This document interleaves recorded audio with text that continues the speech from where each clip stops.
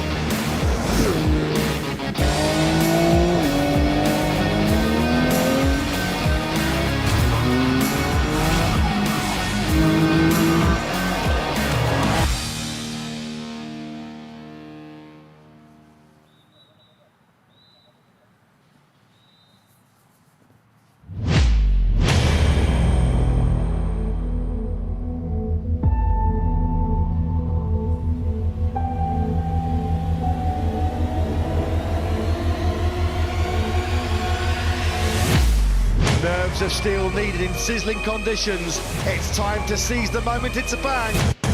It's time to race in MotoGP.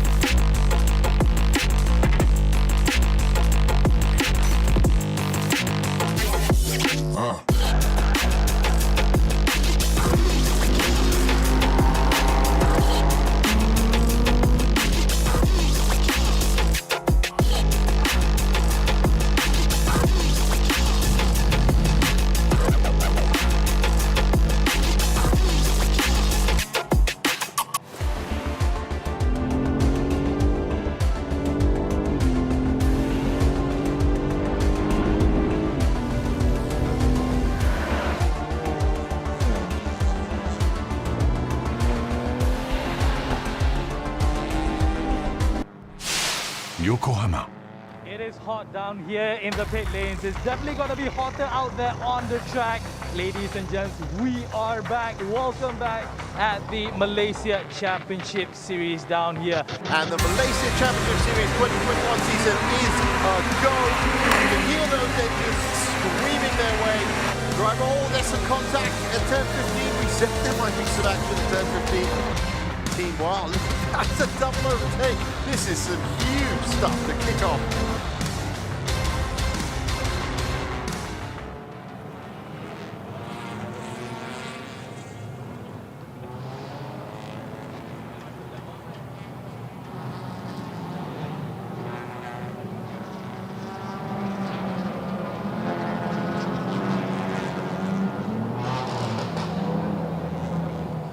What is up, folks? My name is Mio Adlan, and you are now together with me at the Sepang International Circuit for another edition of the Malaysia Championship Series 2023. Today is round number 2.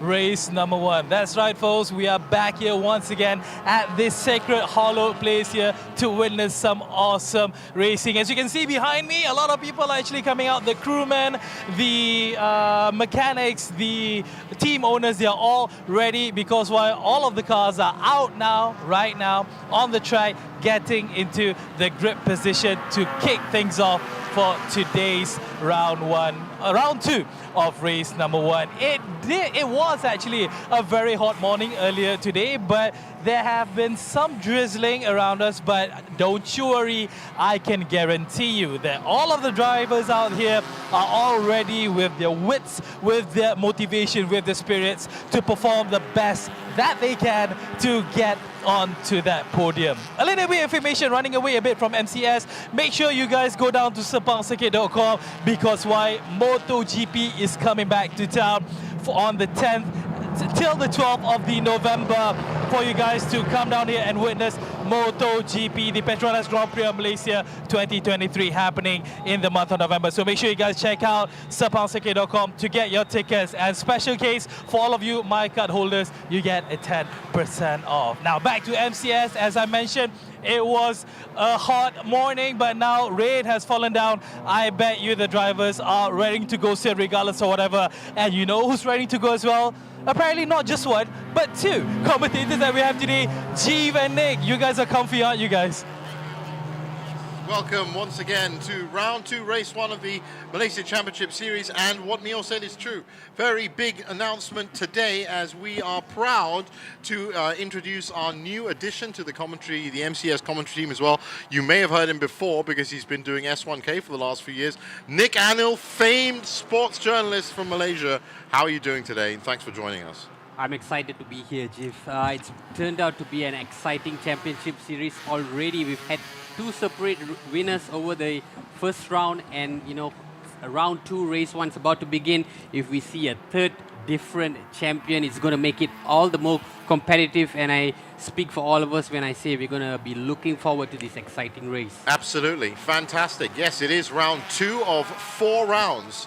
Of course, of the Malaysian Championship Series in 2023. The first round was on the 5th of May. The second round now on the 23rd of June. The third round is going to be on the 25th of August. And then the 22nd of September will be the round 4 finale. That's a 300-kilometer race endurance. 4 races. If you are new to the Malaysian Championship Series, then there's 4 classes of races. Actually, there's 5, but let me just go through them. Touring production, those are the big boys. You'll find them at the top of the grid. I think there's 4 entrants for this race. Then it's MTC, of course, the Malaysia Touring Car Class, SP1 and SP2. And the reason I say there's 5 is because SP2 is actually split up. If you could just excuse me for a second, it's split up into 2 classes in itself, SP2V and SP2G. And as Mio pointed out, Nick, there's already been some points out scored, of course, so far this season. And looking at SP2, in fact, looking at touring production, that's the big one. It is Anwar Avik, who we were just talking to just now in the studio. Yeah, so interesting to hear the amount of races that he's already competed in. 20 races over the course of 6 months. Can you believe it? That's right. He's currently leading the standings after a second and a first in round 1 with 27 points in the standings, followed by Ayub Azli with 25 points in that City number 50 racing car. And it was, as I said, it was a great first round to the championship, but now we're at halfway. It's all about scoring points and keeping points, and that's just an indicator as we look at Anwar Avik's car that, in fact, yes, moisture has been falling already. Rain, and more rain, Nick. Yeah, I think we've reached a stage in the year where the weather's slowly becoming unpredictable. If you notice, yes, over the last few days it has been raining, but starts off really sunny and then starts raining towards late afternoon. Yeah. It really influences It's called the the track. Transitional monsoon phase, if you Exactly. know, that's what it is. And it's going on a little bit longer. Usually that takes about a month for all the meteorological fans that may be listening. Usually goes on for a month, but because of climate change and El Nino and all that, it's actually stretching on a bit longer, which means that, for the drivers in these cars right now, and it looks like they're about 10 minutes away from race time, it means that they're going to have to keep on their toes in terms of strategy, in terms of tires and what tires they're going to use. I don't think it's been declared a wet race officially yet, because that rainstorm was as you can see, it's still pouring down now. It might do, in which case that's going to lead to a lot of changes. And the changes I'm talking about, the format of the race. You just heard about when it's happening. How does it happen? Well, these 4 classes of cars are going to be racing in a 1 hour plus leader race, sprint race format here at the Sepang International Circuit. And within that 1 hour, there will be 1 compulsory pit window between the 25th minute and the 40th minute. And that's when all of these cars have to come in and put in a 3-minute compulsory pit stop. and it has to be exactly 3 minutes as well. So a lot like I know you're used to S1K, Nick, but it's a lot like S1K, but just all compacted. Yeah, it's a more condensed version, isn't it? And like you mentioned, strategies come into play because the thinking, the critical decision making, everything is got to be even faster. Absolutely. Now we'll get back to more of that in a second. We're getting down to the pit with Mio, who's now talking to one of the drivers. All right, I'm now here together with Jonathan. Pole position here at the front. It's a rainy day, Jonathan. How are you doing? Yeah, I'm doing very good. All right. Yeah, the rain came out of nowhere. So obviously, the change in tactics. What is to be expected from you today? I have a race in Sepang quite many years, and I think rain is fine for me. I will, of course, do my best, and I hope that the car will behave well today. Okay. So when you say behave well, all right, there you go. That's a bit of a warning for us down here. But when you say behave well, how would you want it to behave? What are the expectations from your side? I want the car to complete this time. I had mechanical issue the past few races, and I did rectify, and I hope that it will not happen again. All right. Okay. Of course. Good luck to you, man. Have a good race. Bye. All right, Jeef, Nick, back to you guys. Thanks a lot, Mio. And we were just talking about it, how it wasn't declared officially a wet race. Well, now it has, and all cars have been ordered to switch The weather on gods headlights. heard us, Jeef. And exactly, and you know, I said that's gonna be a huge impact on the race. Johnny Z right now, after 8 points in race 1 and 12 points in race 2, is on 20 points. So he's 7 points behind. Still half a season to go, with round 3 and of course round 4 that has double points. Yeah, so interesting about Johnny Z, you know, like he mentioned, an experienced rider here, racer here in the Sepang circuit. And, you know, being a Singaporean, he has to come in a couple of weeks earlier and train. Just 1 second before that, don't forget, people, the Petronas Grand Prix of Malaysia is happening on the 10th to 12th of November. Get your tickets now at www.sepangcircuit.com. And remember, if you have a My Card, if you have a National Malaysian IC card, then you get a 10% discount on that. Carry on, Nick. You were saying about Jonathan Z, Singaporean drivers. Yeah, coming in early, you know, to test the circuit, you know, to acclimatize himself. And he also spoke a lot about, you know, leaving his family behind. Sometimes he has to take off from work earlier to come and, you know, acclimatize himself and get ready for the MCS. So the commitment, the dedication of Jonathan Z, I think is going to pay off. He's always been within the top ranks. Okay, and also another just reminder, you can get your car on the SIC's Open Track Day. You can also book online at www.sepangcircuit.com. Understand what you're saying. It's been a very tough ride for Johnny Z. Of course, he came very close last year to actually winning the whole thing. He had an incredible run last year. He won something like 5-6 races in a row. There was a rule infraction, believe it or not, in round 4, which meant that he wasn't allowed to take part. I can't really go into more than that. That's something you have to talk about with race control. And look at that. That's the one great thing that's happened this year. Record-breaking entrance. 51 cars were on the grid for round 1 back in May. Well, that's been beaten today, hasn't it, Nick? Yeah, exactly. We have 54 cars from 4 different categories. I mean, the MCS reputation is just burgeoning by every edition. Yeah, isn't this it? is the National Touring Car Championship of Malaysia. It's been steadily getting bigger and bigger and bigger. And I can tell you now, there are hundreds of racing championships around the world that would love to have 51 and 54, an average of 52 cars, basically, starting their races. It means, of course, there's going to be a split start. TP and SB1 will go out first, and then I'm thinking it's under a minute later, SB2 and MTC will go on. Looking at some of the cars on the grid right now, that's Jonathan Z's number 17 Scuba Racing car, which has, well, it's done very well in the hot, dry weather. I think we're about to see what's going to happen in the wet weather. It doesn't look wet, that's the thing. Yeah, it seems almost like a start-stop, you know. Rain comes and then it stops and then it starts to drizzle again. All these elements got to influence the driving as well. Well, and not only that, if you just look at the car right now, if you're looking inside the car, You can just see the kind of environment that these drivers are already having to deal with. If you're watching from around the world and you've never been to Malaysia, I can tell you now, just add 35 degrees onto what you're seeing on the screen, and that's pretty much where you are. So you're talking a couple of kilos of fireproofs and leathers, as well as no air conditioning systems in these cars. Okay, so it is very, very, very hot. They'll be happy for a little bit of drizzle, but in the end, it can get very muggy and claustrophobic in there, and you have to have that mental focus, and that's what it's all about. The other thing I love saying when we do start these Malaysia Championship Series races is, you know, there's 54 cars. You can actually see them going round turn 15, okay? That's how big the grid is right now. But most of these drivers, especially the top drivers up in Touring Production MTC, they know each other really, really well.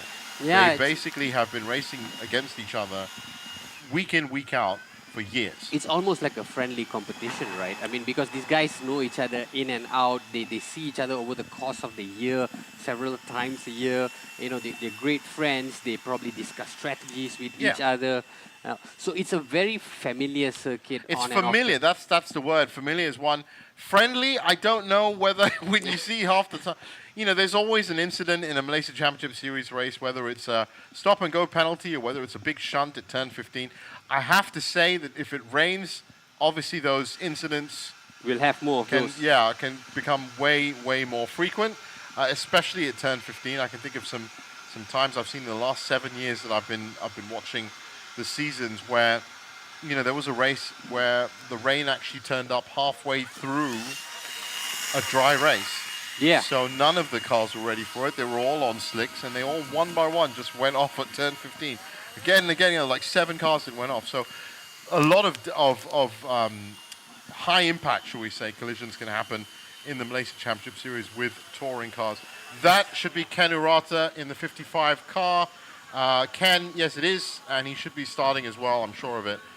He is historically the most reliable finisher. Yeah, you've spoken about him so many I have. times, Chief. And what I like about him is that when he takes the lead, it's so hard to overtake him, right? He's one of the greatest defenders in That's it. in It's about MCS. attacking and defending. And, you know, there are a lot of championships happening today because, of course, it's not just the Malaysian Championship Series.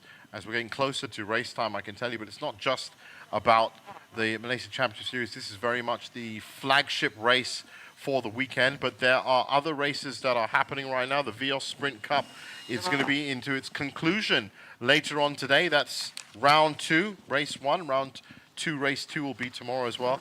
But Gazoo Racing, of course, back in full flow, season 6. So do catch that later on. In addition to that, there's also the Caterham Championship. There's a lot of stuff happening. But this isn't also the first time that these cars have been out on track, because there was qualifying and free practice for That was yesterday. MCS and VL Sprint Cup as well. And looking at that grid, let's have a look at some of those times, shall we? Jonathan Z, we just spoke to him before the rain hit. 2:26.390, which actually is pretty fast for even qualifying. The general times for these touring cars, these 2000cc Honda Civics FD2s, to get around the 5.543 kilometer track at Sepang, around about 235 on a normal non-pace day. If you're really pushing it, you can go up to 224 as we look at the 3-minute board that's turned up. And in qualifying, get a 226.390, that's great. That was followed very closely by Tywin Anwar, 227.648. That's the front row. But we also saw a 227 from Ayu Basli and Kifli Othman. That was the car that was all dominating in round 1. And everybody else after that is 230. So 3 cars broke the 230 barrier in terms of qualifying. And as our driver gets into the safety car, we just saw the 3-minute board. That means that we should be getting underway very, very soon. Interesting you mentioned about the timings, because when you look back at the last race, the second race of round 1, Tauhid Anwar, who won the race, his best lap time was 2 minutes 28. So if I'm just looking at the start lines and the qualifying times, a lot of these drivers have actually surpassed that time. Because there's no, as I said, it's a pretty clear track in terms of the amount of qualifying. Fastest lap on that round you're talking about, round 1, race 2, actually was the red and green number 50 car, just sitting behind Jonathan Z there on the left of your screen. Ayub Azli put in a 2:26.884. So you compare that to the qualifying, and that's the fastest you can get in race to a pretty good lap in qualifying in the end. But I've seen Mark Darwin get around this track in 2:24. That was a few years ago. That's, you know, there is going to be, of course, a fastest lap, the G unofficial fastest lap competition. That'll be, in effect, the most valuable driver competition as well. Jonathan Z's won that on a number of occasions. Yeah. But looking back at that grid, wow. I think the biggest thing that people are going to have to watch in these wet conditions is going to have to be staying out of other people's way. Yeah, it's such a diverse nationality as well. You know, you have drivers from Ecuador, Macau, Japan, Taiwan, Singapore, Diego Bangladesh. Moran, Ecuador. Yeah, I knew it Moran, had to Ecuador, be. and India as well. You know, so it may be called the Malaysia Championship Series, but you know, it's such a diverse international. That's a very good point you brought up there, Nick, because it has become more international over the years. There are Singaporean drivers. We've had some great Indonesian drivers that have joined us as well. Ecuador, as you said, and also in addition to that, also Bangladesh. Tawad Anwar is from Bangladesh, and talking about those races that he was just in here, having such a successful year, as you said, 20 races so far in 6 months. Third at the Gulf Pro Championships in the UAE. He won the Gulf Pro Endurance, and he was also third at the India National Championship. And that is what you were saying about it's not just the best young drivers in Malaysia, it's some of the best drivers from around the region. So getting underway, safety car is moving.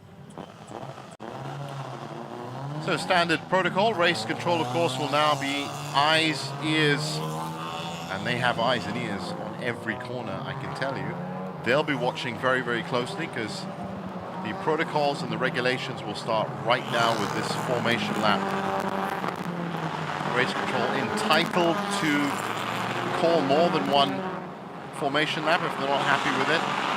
And looking at the start, well, Jonathan Z and Tawid Anwar up at the front, Scuba and R Engineering there. City Racing and Imran Wafi in row 2, Hishamuddin Saidina and Pisau Fan in row 3. And for our group, we have Ken Urata, our engineering, Faris Fauzi, and also Jasmine Tan, Ayman Sadat, Jason Chiao, and the scuba race team is made up of Lim Jin Guang. That's up to row 6. Row 7, Azmi Omar and partner, Nakib and Nabil, the Aslan brothers, also in row 7. So getting into the MTCs now, Mitchell Chia, Hayden Heikel, Li Wai Kong, and Go Li Heng taking us up to row 9. Row 10 from our engineering is Leon Koo and Chin Hua. Row 11 is He Koi Sen Te Sin Divira. And row 12 is made out of Wong Yu Chong and Ng Chon Chin. Row 13 to 15, Adam Mikhail, Amir Harris, Timothy Thomas, Akid Asli, Lester Neo, and Ian Wong. And from row 16 to 18, Nick Z, Leong Jin, Lee Kent, Trey Tan, Alex Young, and Kenneth Tay. Always great to see Alex Young back in a car. Row 19, 20, 21, Lim Ya Huang, Iptak Meng, So Chi Chong, Ronnie Risman, Alan Tia, and Ayman Hazik. Row 22 to 24, Shafiq Shamsuddin, Jason Hu, Yip Kian Hieng, Wong Chen Tao, Muhammad Najib Ismail, and Lo Chun Him. We're getting into the SP2s and SP2Vs in our final row. Row 25, Mohammed Hasif and Ong Wai Kong, and Taekian Bun from the SD Wangan races. One, I'm really glad I had some help with that, and two, that was almost like an airline roster, the amount of rows that it had. But that's just a testament to how big the grid is. Going up onto turn 9 and 10 now. This is a dangerous part of the track in terms of the weather, because obviously it's all been resurfaced recently, that's great, and it's all been balanced and cambered up as you'd expect. But that is somewhere where moisture can start pooling up. Yeah, and I think a couple of the riders spoke about that particular section of the track because they said they have to brake earlier, just to anticipate the turn that they need to make in these two corners. So it's very tricky phase of the track. and it's going to be a crucial part of this race. It is. And so now they're going through 11 and 12. This is a smooth, more flowing part of the track. But yeah, I mean, it's about attacking. It's about defending. There is only one magic line around this beautiful track that is the fastest line. And if you can stick to that line, and honestly, this is what it breaks down to. If you can put in sub 230 laps for the 20 laps that you're about to race, if you put in 14 of them at sub 230, you're essentially on the podium. Now that's not as easy to do because of exactly what you said. There's bumps, there's hills, there's moisture, there's braking points. There's all sorts of different driving challenges you have to get through. Something which the younger drivers are still learning, and are going to learn some more during the VL Sprint Cup race later on. The entire Gazoo Racing Pyramid is really kind of built towards that. That is a very brightly colored car right there, and this is the second start line. So this would be MTC and SP2 V and G. A lot of Honda, Suzuki Swifts, Honda Jazzes in there. Cities as well. And you just can't start all of these cars off at once. So lights are red, start clock is on, as you can see, and when they turn green, well, Malaysia Championship Series 2023 Round 2 Race 1 will be underway.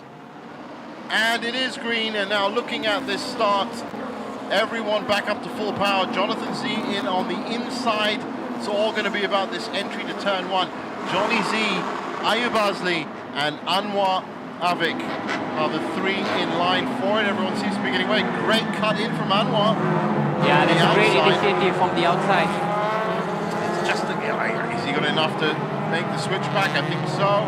Oh, that's a brilliant start. That's a great start from him. So the second start now, turning up around turn 14 or 15. MTC, SP2V and SP2G. Everyone safely away from touring production. So the lights go green once again.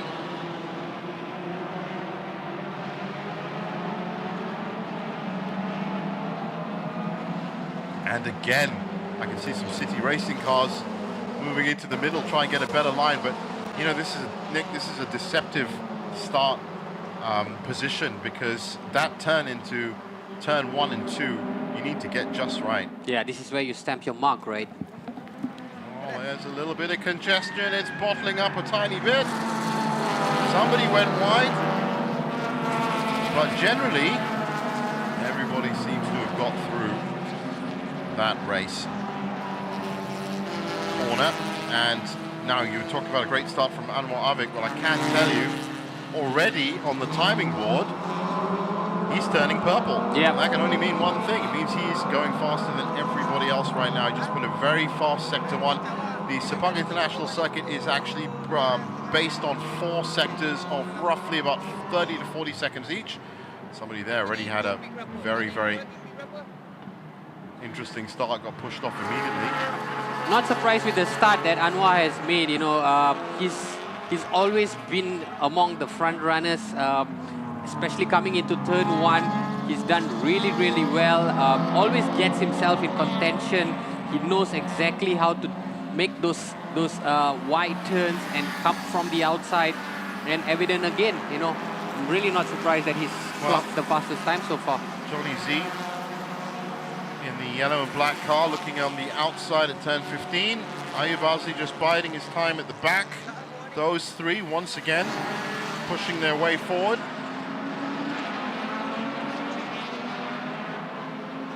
And we have another car that has skidded over. Yeah, I'm not surprised. Wow, that actually looks like Chowtek Xiong, if that is Chowtek Xiong. Just have to get an idea on the number of that car. You'll also see the move to the bottom of your screen. That's what happened to him. Look at that. Well, that is a classic example of getting ready for a wet race suddenly. It just wasn't ready for it. Wing In Motorsports cars there, that looks like turn 11. And yep, Tawad Anwar has now put in the first fastest lap, 2:38.057. So he's definitely looking for, well, yet another win. picked up a win in race 2 of round 1.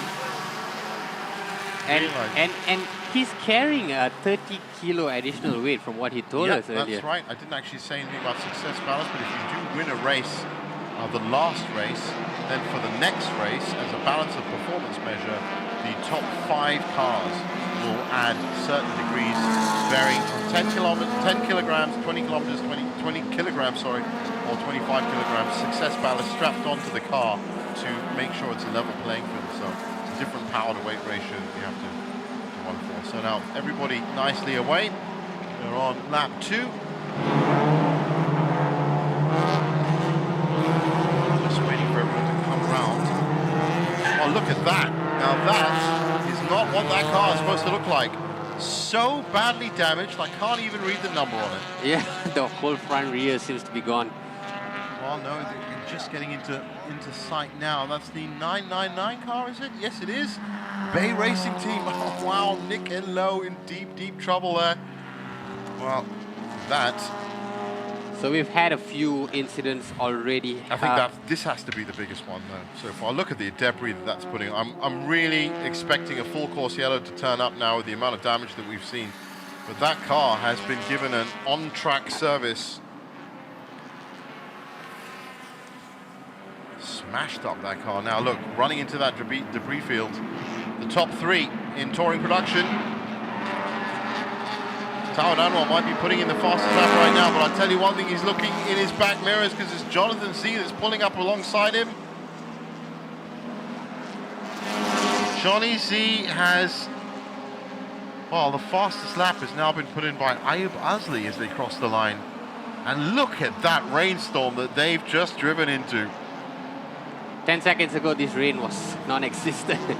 Now the entire landscape of the race has changed. Now that is the hardest corner to be taking suddenly in boat conditions. Well defended by Tahuid there. Really well defended by Tao, it has to be said. Now these 3, as I said, already have good, well, there's 7 points between them in terms of the standings. So it's a little bit early to be talking about who's going to be winning this race.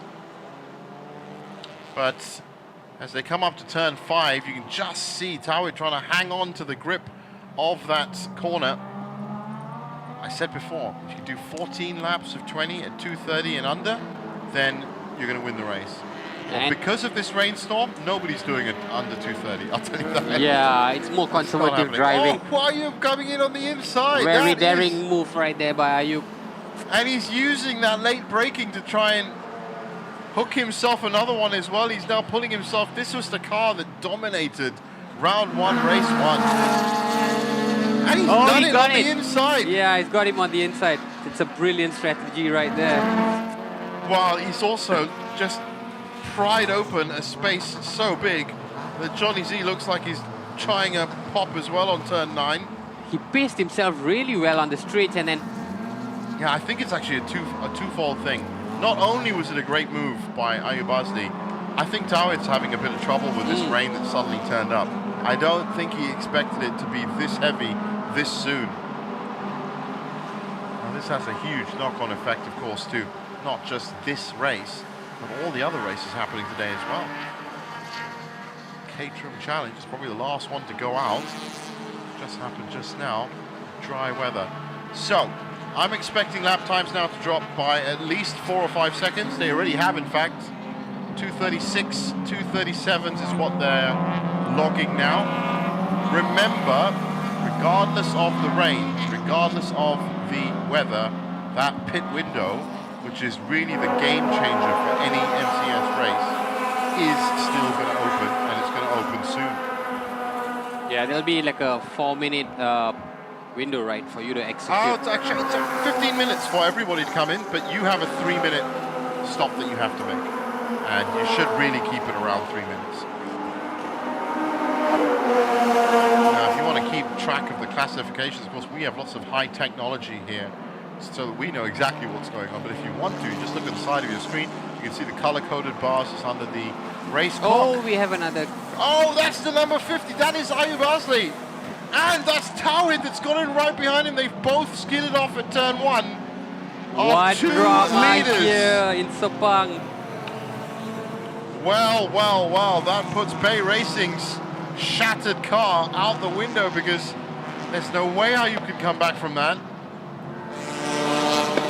That is huge news because that means Jonathan Z, who managed to miss it, oh, looking back at it now, there's just so much water on that home straight and he's shaking a bit, Ayub, while he's locked up his brakes, he's gone straight out.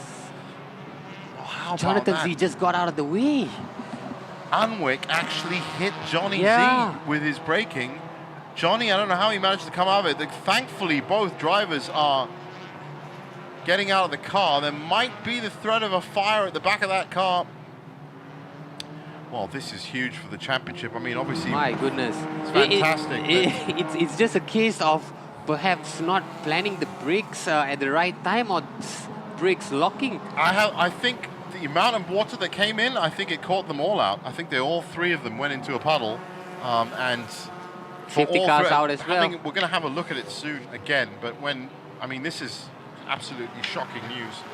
Ayub Azli, number 50, the number 44 car, that our engineering car, also out. Johnny Z took a big hit on the back.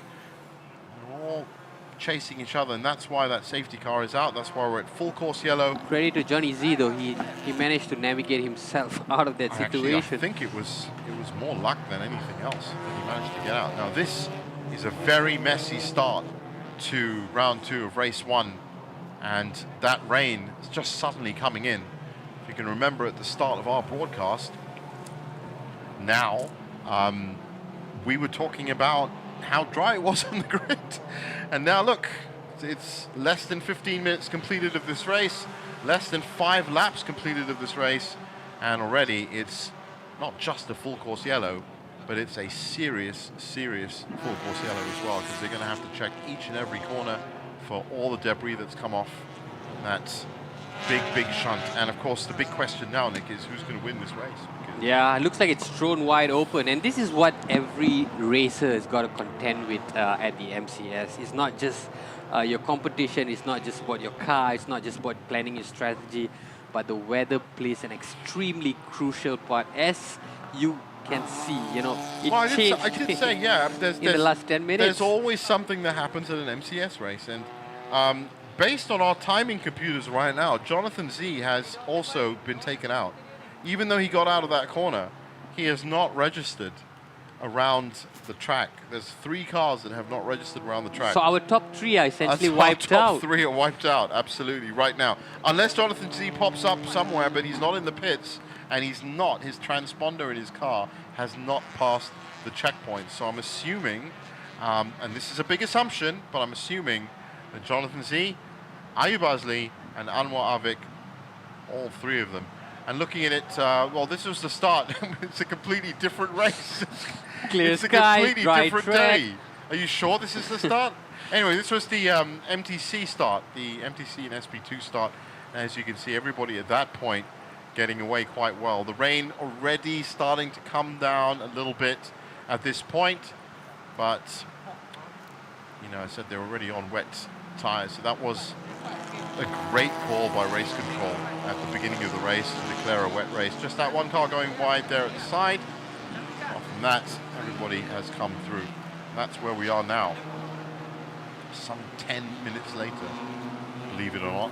And it's just undone all the great work that Tauhid Anwar and also Ayub Azli had done earlier in the race. Yeah. Especially Ayub, you know, such a great move to overtake both Jonathan and also Tauhid, and then tragedy. It is good that we actually managed to see that happen, because for a while it wasn't looking like it was going to happen at all. But, you know, that number 50 car that we just saw in the war led round 1, race 1 from start to finish. Exactly. I mean, these 3 And drivers. that's Jonathan Z. That's his car, and that's what happened to it. So that's it. It's over. It's done for, right?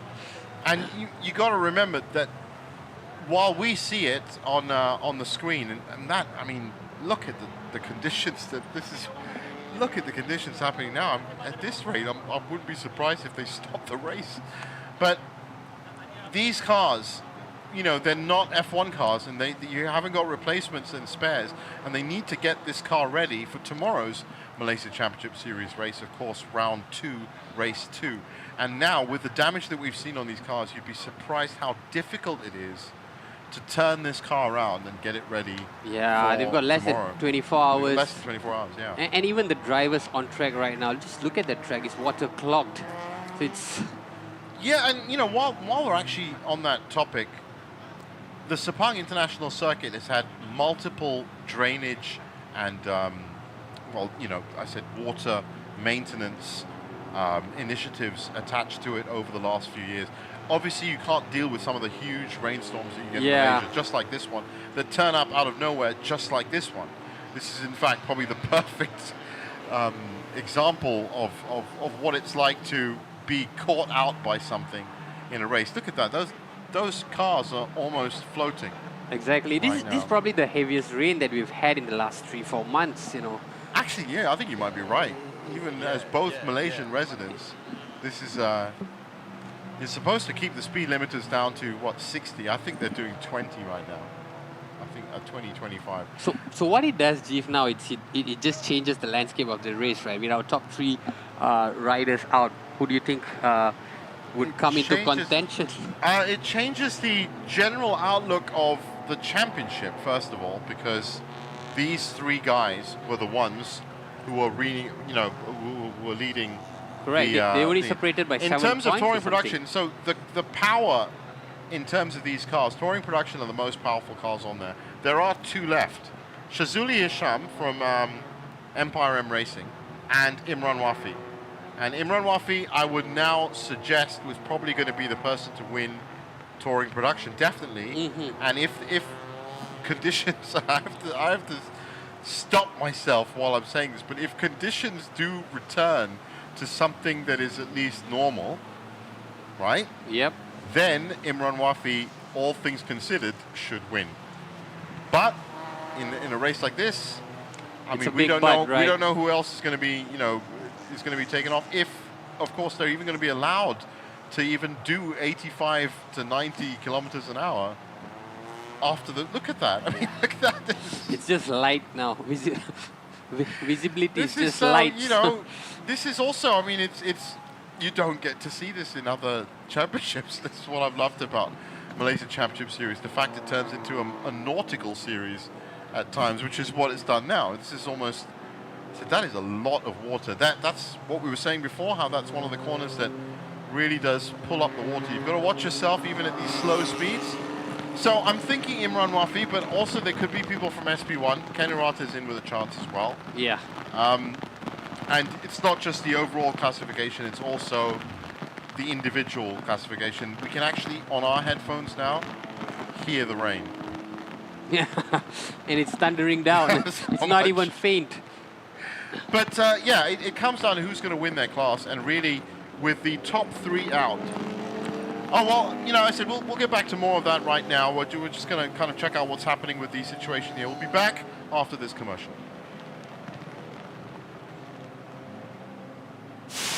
Yokohama.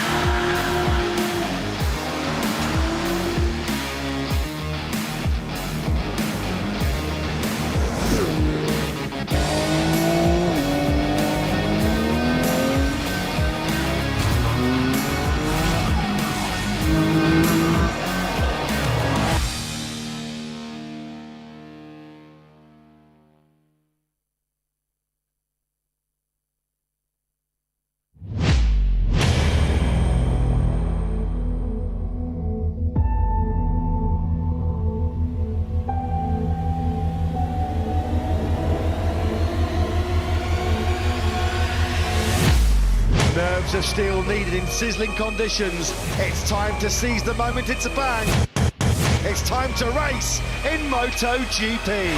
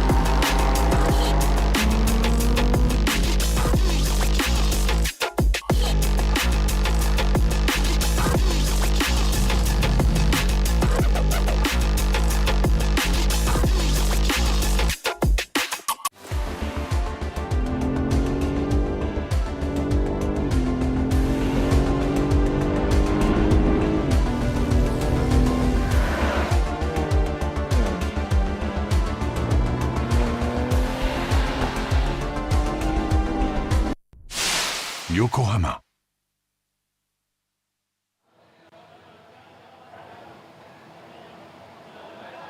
Welcome back to the official live stream of the Sepang International Circuit. It is currently just at the start section, I should say, or start phase of the Malaysia Championship Series Round 2, Race 1. It started off very dry. As you can see, that is not the case anymore. Nick Annals joined me in the commentary box, and well, we didn't get to see much racing, Nick. Yeah, but it's one of the craziest starts that I've ever witnessed in MCS. Half of me is happy because it really does show the extreme conditions that the racers have to go through in MCS, but half of me is also unhappy because currently there's no racing going on. It's at full course yellow because everybody is checking the corners. There are a couple of shunts, and of course the biggest one involving our top 3 in the championship standings and in the race. In fact, in touring production, and as you can see, a red flag is out. So this race has been stopped, and we'll hope for a restart at some point soon.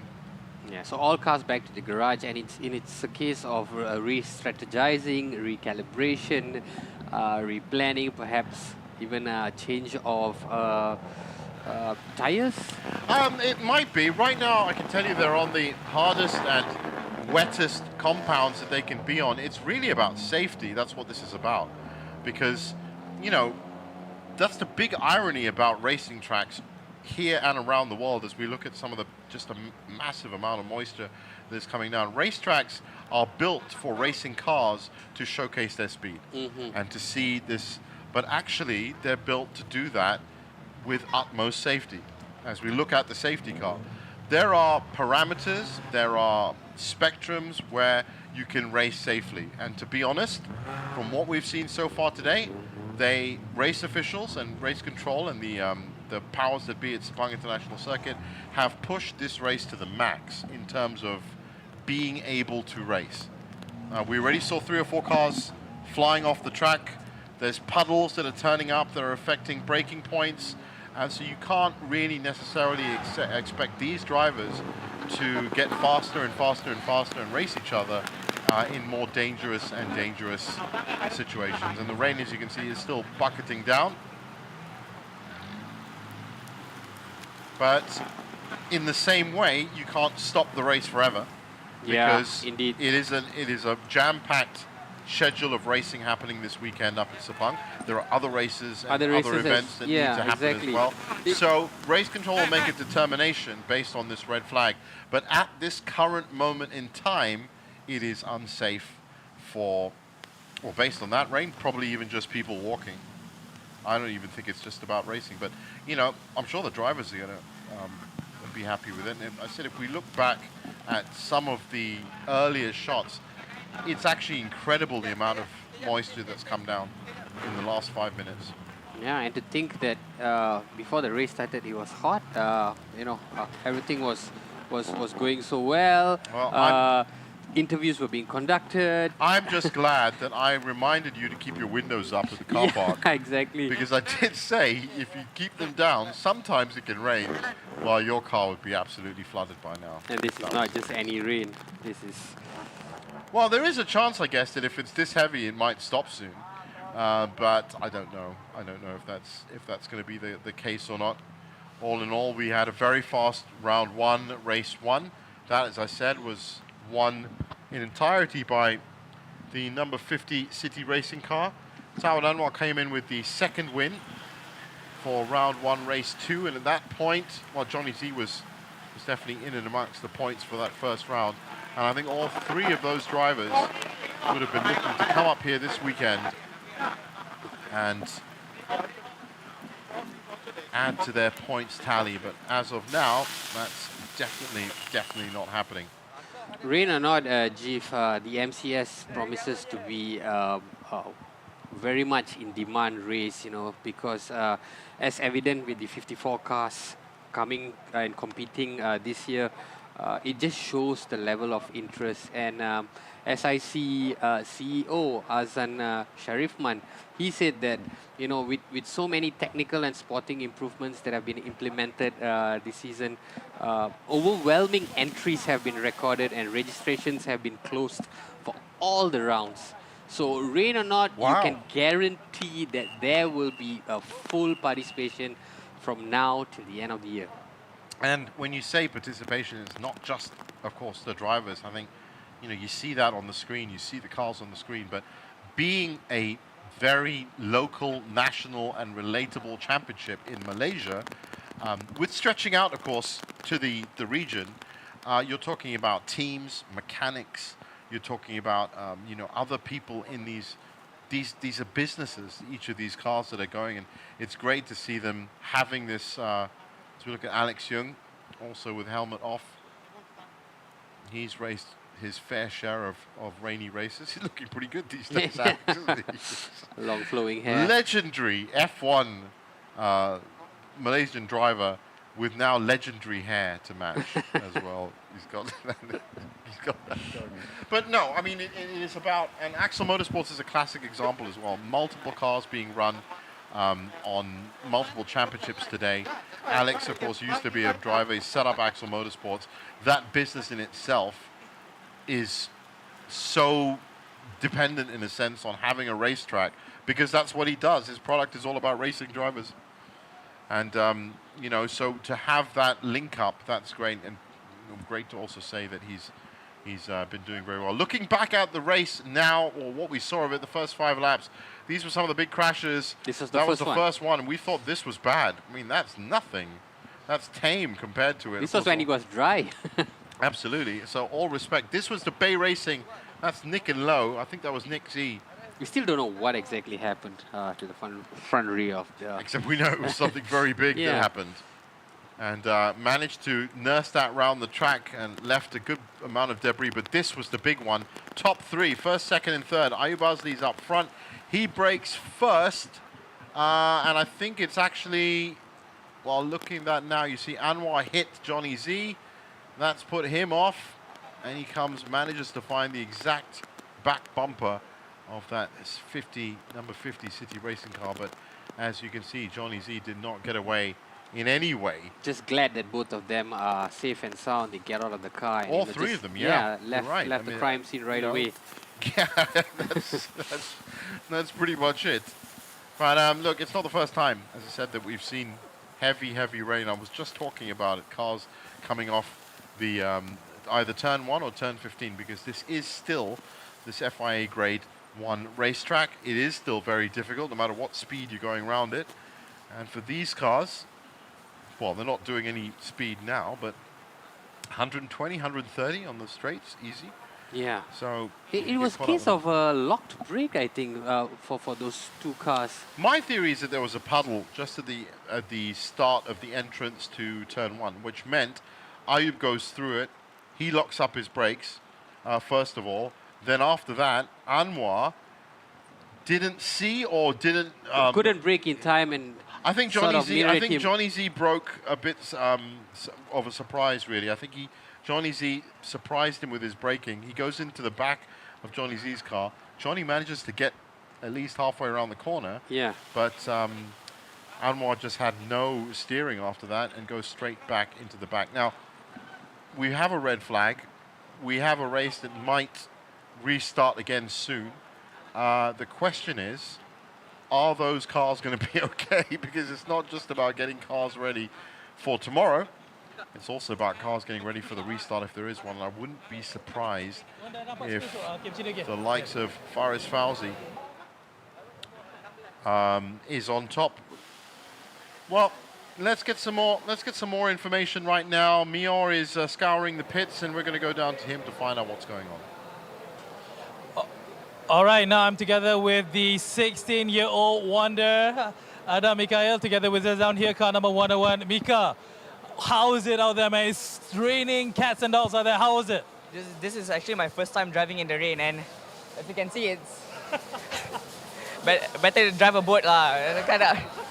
Yeah, with these conditions, I mean, it's standard when it comes to Malaysia, when it comes to MCS at the Sepang circuit. Rain is somewhat inevitable, but obviously this gives you some sort of experience of handling it. But it is quite, it is something that you can't control.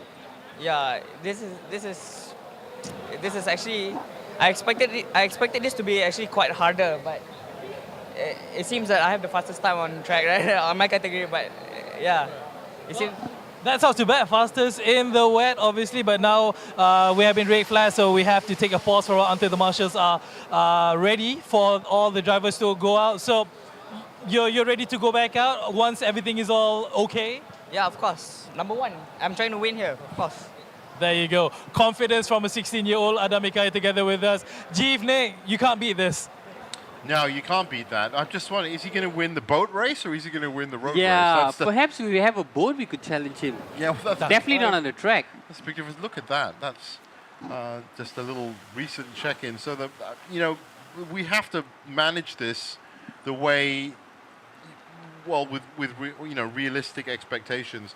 That rain is not stopping soon, and that has to be taken into account. So as much as Adam Mikal would like to go out there and win, and is doing well, and he's lucky enough to have a car that still is in its original shape, because that is going to be.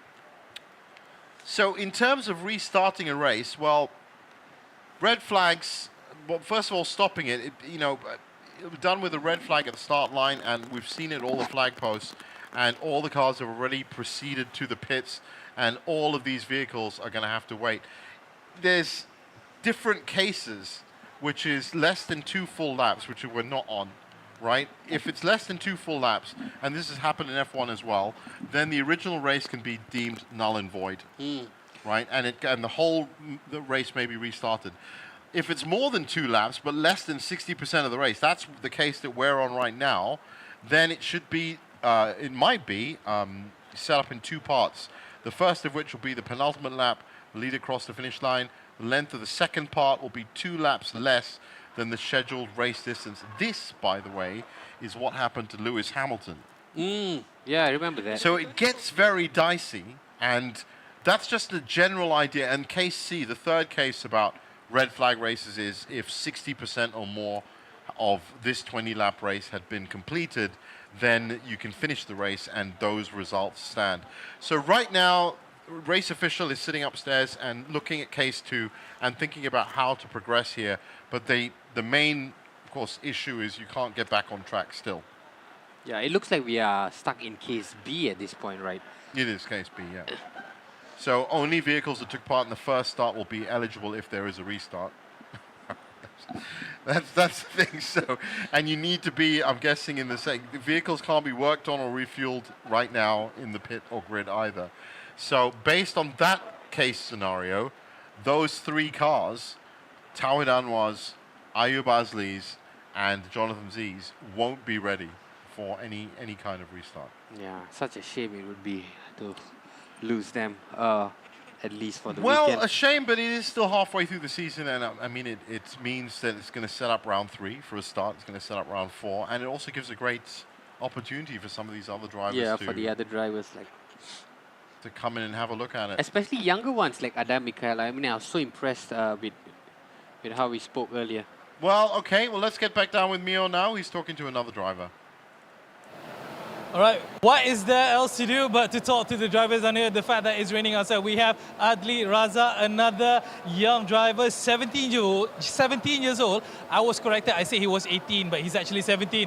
Adli, hujan ni macam mana ni? Tapi pertama sekali nak tanya pengalaman you. Ini first time you racing ke MCS? First time. First time. Tapi round pertama hari tu macam mana yang kita dah buat hari tu? Round pertama okey, kereta semua okey, cuma belum biasa lagi lah, tak biasa lagi dengan setup semua kereta. Okey. Tapi yelah kalau you dah biasa dengan racing dalam keadaan yang optimum, yang panas, track panas, mencengkam baik. Tapi hujan ni, pernah berpengalaman ni berlumba dalam hujan? Belum pernah lagi. Belum pernah lagi. Jadi kalau you berada dekat luar tu sekarang, apakah jenis taktik yang you mungkin akan applykan, you mungkin akan gunakan? Break awal, racing line luar semua, avoid from air yang bertakung lah, senang cakap. Okey, tapi kita tak tahu sama ada Ali dapat keluar ke tidak, tapi apa-apa nak ucapkan you good luck untuk giliran you nanti, Adli. Okay. Alright, that's it from Adli here. Again, 17 guys. What did you guys do when you were 17? Well, I wasn't racing cars, that's for sure. I was learning how to navigate a bicycle. You know, I think the less we say about what I was doing when I was 17 is probably Yeah, it's better better. for international broadcasting rights. But that was interesting to get that insight into how drivers deal with situations like this. Especially young riders who are out on the track for the first time, right? Like, what do? You are a couple of laps in and suddenly you are dealt with this such heavy rain, and what's the strategy going forward? What do you do next? You know, I mean, it's going to be puddles of water all across the track. But what he mentioned was very important, because it's all about braking early and trying to avoid the big puddles, because that could do some serious damage if you're not careful. The big puddles is exactly what happened to Ayub Azli. And interesting that Adli was from a city racing car as well, except in SP2G. That team has been dominating MCS so far. Just going to note down that red flag. And so, you know, they're itching to go out. I think, to answer your question, basically there's three things you have to do. One, you have to be on call. So your team is going to need you to be ready to go. So psychologically and physically, you're going to have to hold yourself in a racing mentality, if you know what I mean. Yeah. That's not easy to do. You know, it's raining outside, you've basically come in now, you don't know when things are going to start up again, but you have to keep yourself idling over and revving over if it's going to work out. And you also have no idea what state the track is going to be on as well when you go out there. So it's different. You're not now thinking about, am I going to get the fastest lap of the race? Am I going to finish in the top podium? Because it's more about, can I get the car around the track safely 20 times, or in this case, another 5 times. But to anyone that's now just joining us and wondering where all the racing is, well, there was some a little bit earlier on, and this was the start of it. In fact, this was the second start, massive 54-car grid for today's MCS 2023 Round 2 Race 1. This was the MTC and SP2 categories. And look at that. There is some rain up there, but just nothing that you can really point your finger at. Oh, those were the days, Nick, when people could get round turn 1 So easily, using right? their steering wheel. Yeah. Because that was something that was greatly missing from later on. This, as you can see, the skies are really darkening. It was only about a lap later. Yeah, a lap later. But it was Tawan Anwar doing very well, also set the fastest lap as well. That was Imran Wafi that was off. So really, it's the top 4 cars that were taken out, not the top 3. But I think Wafi managed to continue. This was our first inkling as to what was happening in terms of DNFs. That immediately a lot of people were caught out. Then Jonathan Z started pushing Tawan Anwar. And this battle went on for, I think that was Imran Wafi. Imran Wafi, yeah, that's right. So it was all the big power touring production cars. And in the end, had it. So we just heard the drivers are now off for a briefing. This was a big move. Right. On turn 15, I think that was the last, it was 4 laps completed, right? So this is probably Exactly, lap 2. yeah. But Ayub Azli, that red and green car, that looks like Wafi stuck in the dirt. Well, he would take the lead just for a lap or so before things went really, really bad. So all drivers now in the media center for a special briefing, and well, I don't really want to speculate as to what that briefing's about, but it's not going to be to tell them that it's raining. Because I think they know that. They'll be very close to us, though. We're situated in the media center. So anyway, we'll be back with more updates as to what's happening here at the Sepang International Circuit after this break. Yokohama.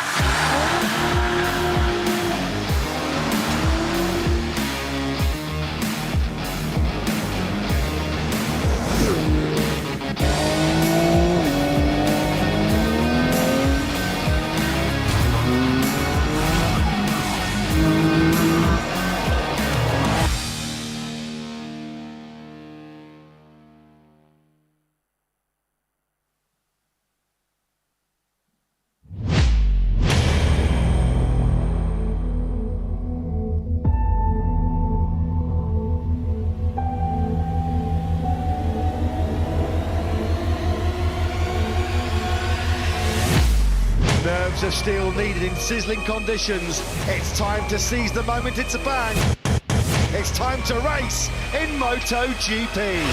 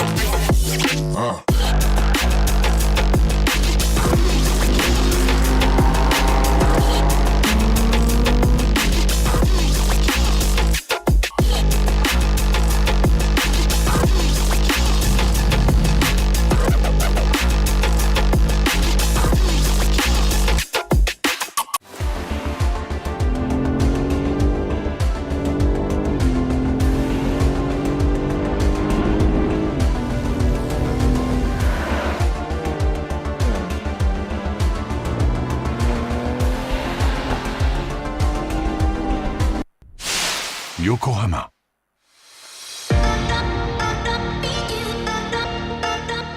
Welcome to the Sepang International Circuit for the Petronas Grand Prix of Malaysia 2022.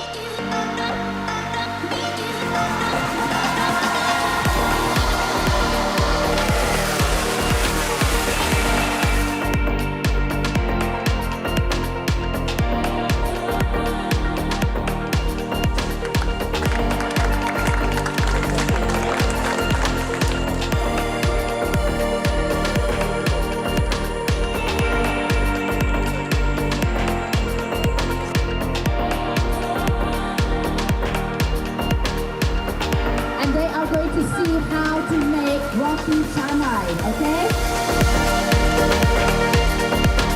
3, 2, 1, team capture, ladies and gentlemen. Congratulations to Ayumu as well as Damo.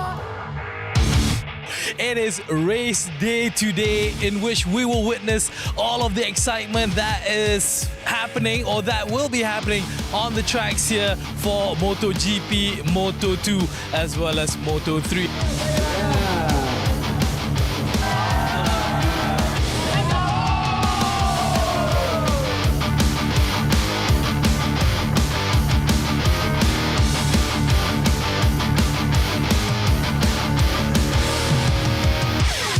MotoGP first arrived at the stunning Sepang circuit in 1999, and since then we've had 14 world champions crowned at this magnificent Malaysian track.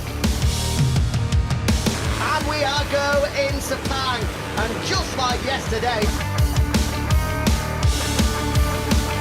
and it looks as though the Malaysian has done it. Here comes Pratama, he's not close enough. It's victory for Hakim Tanid. Set to go here then in our first Malaysian Grand Prix in 3 years, and we are underway in Moto3. Superb launch in the middle of that front row. Sasaki on the inside of John McPhee. Sergio Garcia's good on the brakes in the turn 15, but not that good. McPhee pinches the inside line, and has he taken the victory here in Malaysia? It's going to be all about the run to the finish line. John McPhee on course for an incredible victory. McPhee will take it. The Flying Scotsman wins another sensational race in Sepang. Sudah tentu saya bersedia untuk full season. So doakan saya semoga berjaya dan semoga dapat poin yang saya nakkan.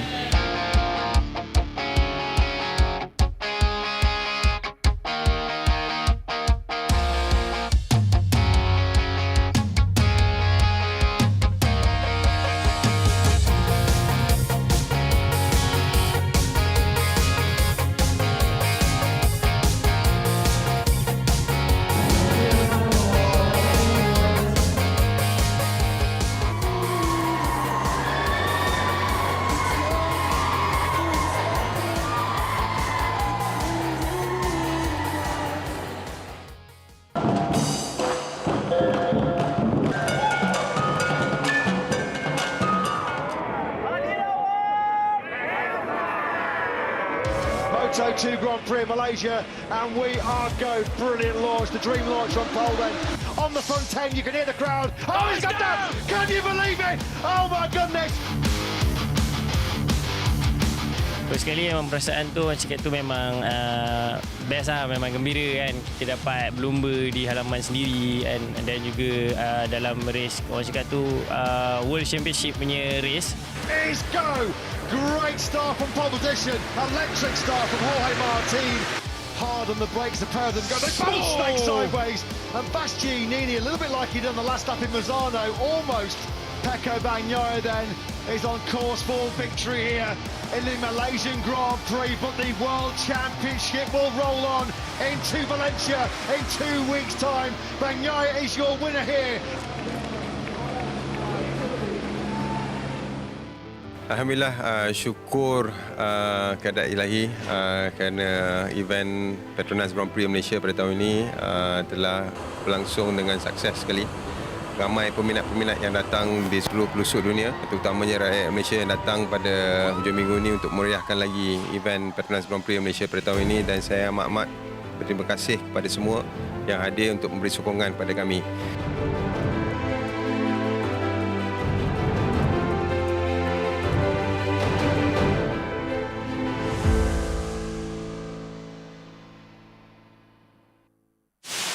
Yokohama.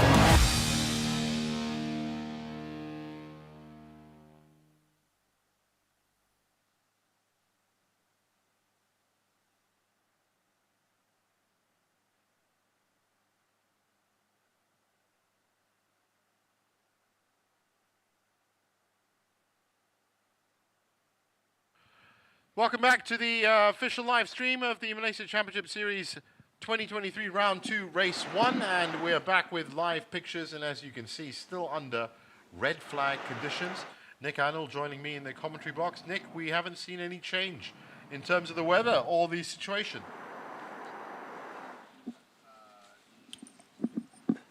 Oh, well, we're just hearing right now, actually, that that driver briefing is still happening. It's happening right now. Never seen anything like that at the Malaysian Championship Series, which I'm guessing, and that might just be because I have a bit of a journalistic background, that it's got to be bad news. What do you think, Nick? Well, I'm trying to eavesdrop from where we are seated and hear what is being briefed to the drivers, because they are seated not too far away from us. They are not. They're seated not too far. I think it would be very inappropriate if a commentator suddenly walked into drivers' briefings. That's also something that is unprecedented and has never happened up at the Malaysia Championship Series up at the Sepang. So what we're saying is that there are a couple of options based on where we are now. It is case 2, more than 2 laps are completed in dry conditions. All the cars made it back to the pit lane in good order and safely enough. Now the drivers are with race control and they're having their briefing. You can see the moisture still on the track right now. This could mean one of two things. One, the race gets restarted at a later time, and there is some leeway in terms of the schedule today for this Malaysia Championship Series weekend, the Saturday schedule. Or it could be even worse than that. It may be even stopped fully, but as I said to you, Nick, we've never ever seen that happen at the Malaysia Championship Series. So I think history is going to be made either way. Well, let's just hope that we get to continue this race, because it was shaping up to be such. It was on your debut as in the commentary box as Yeah. well for MCS. But in fact, that gives me the time to actually say it. So you've generally followed MCS over the last few years. Yeah, I have. Looking at the highlights now from the first part of this race, and all looked so dry way back then. Looks so dry, looks so clear. Just that one car off on that entry to turn one. And this was the 4 cars that all basically spun out. They were putting in the fastest laps, it has to be said. Around about this time, it was about 2:27, 2:28. So everything was shaping up for it to be another good MCS race. Tawad Anwar, Jonathan Z, and Ayub Azli. And that was Imran Wafi. That was an indication of things to come. Yeah, pushing the limit, faster part of the track. And I think this battle as well, when it started off, that was another motivator for them to go. That was the 999 Bay Racing car that was really opened up for business. And this was the big shunt. Knock up from Ayub. Rear shunt from Anwar, who then double shunts into Ayub. Just such a coincidental line for him to take. Everybody else thankfully got underway, but that was what happened to Johnny Z, and that's the impact of an FD2R at full pelt into the back of the car. And there's Alex Young and all the other drivers, of course, out with various stories to share as to what's been happening. But that's all that's been happening so far, sadly, and we're still waiting for the conclusion of that driver briefing meeting. And while we have time to do that, just remember the Petronas Grand Prix of Malaysia 2023, 10th to 12th of November. And check out the ticket prices and get your tickets now at www.sepangcircuit.com. And if you are a Malaysian citizen and you have a My Card, then there is actually a promo on that. It's a 10% discount. Something else happening at the Sepang International Circuit, it's actually a lot of fun, is the open track day. You get to take your car safely, I have to say, but at speed, around this FIA Grade 1 circuit. Book online now at www.sepangcircuit.com. And just as a point of note, if it was raining this badly, they wouldn't allow you on track. Yeah, but it's great fun to take your car on track. I've actually gone on track. A couple of the media members were invited by SIC, to test our car on track, and it's amazing. If you have the opportunity, bring your car over, and you'd have great fun. Exactly. I don't think there are many other opportunities in life where you actually get to go around one of these tracks that has been graced by the likes of, well, pretty much every F1 driver that you could name. From Not Lewis forgetting Hamilton, MotoGP riders. Not forgetting the MotoGP riders as well. But this is the national, regional, and Asian hub for motorsports, this track. And it is designed by the best, and it can take all classes of championship of car all the way up to F1. Except rally, I guess. There's no rally car. I've actually driven a rally car on this track.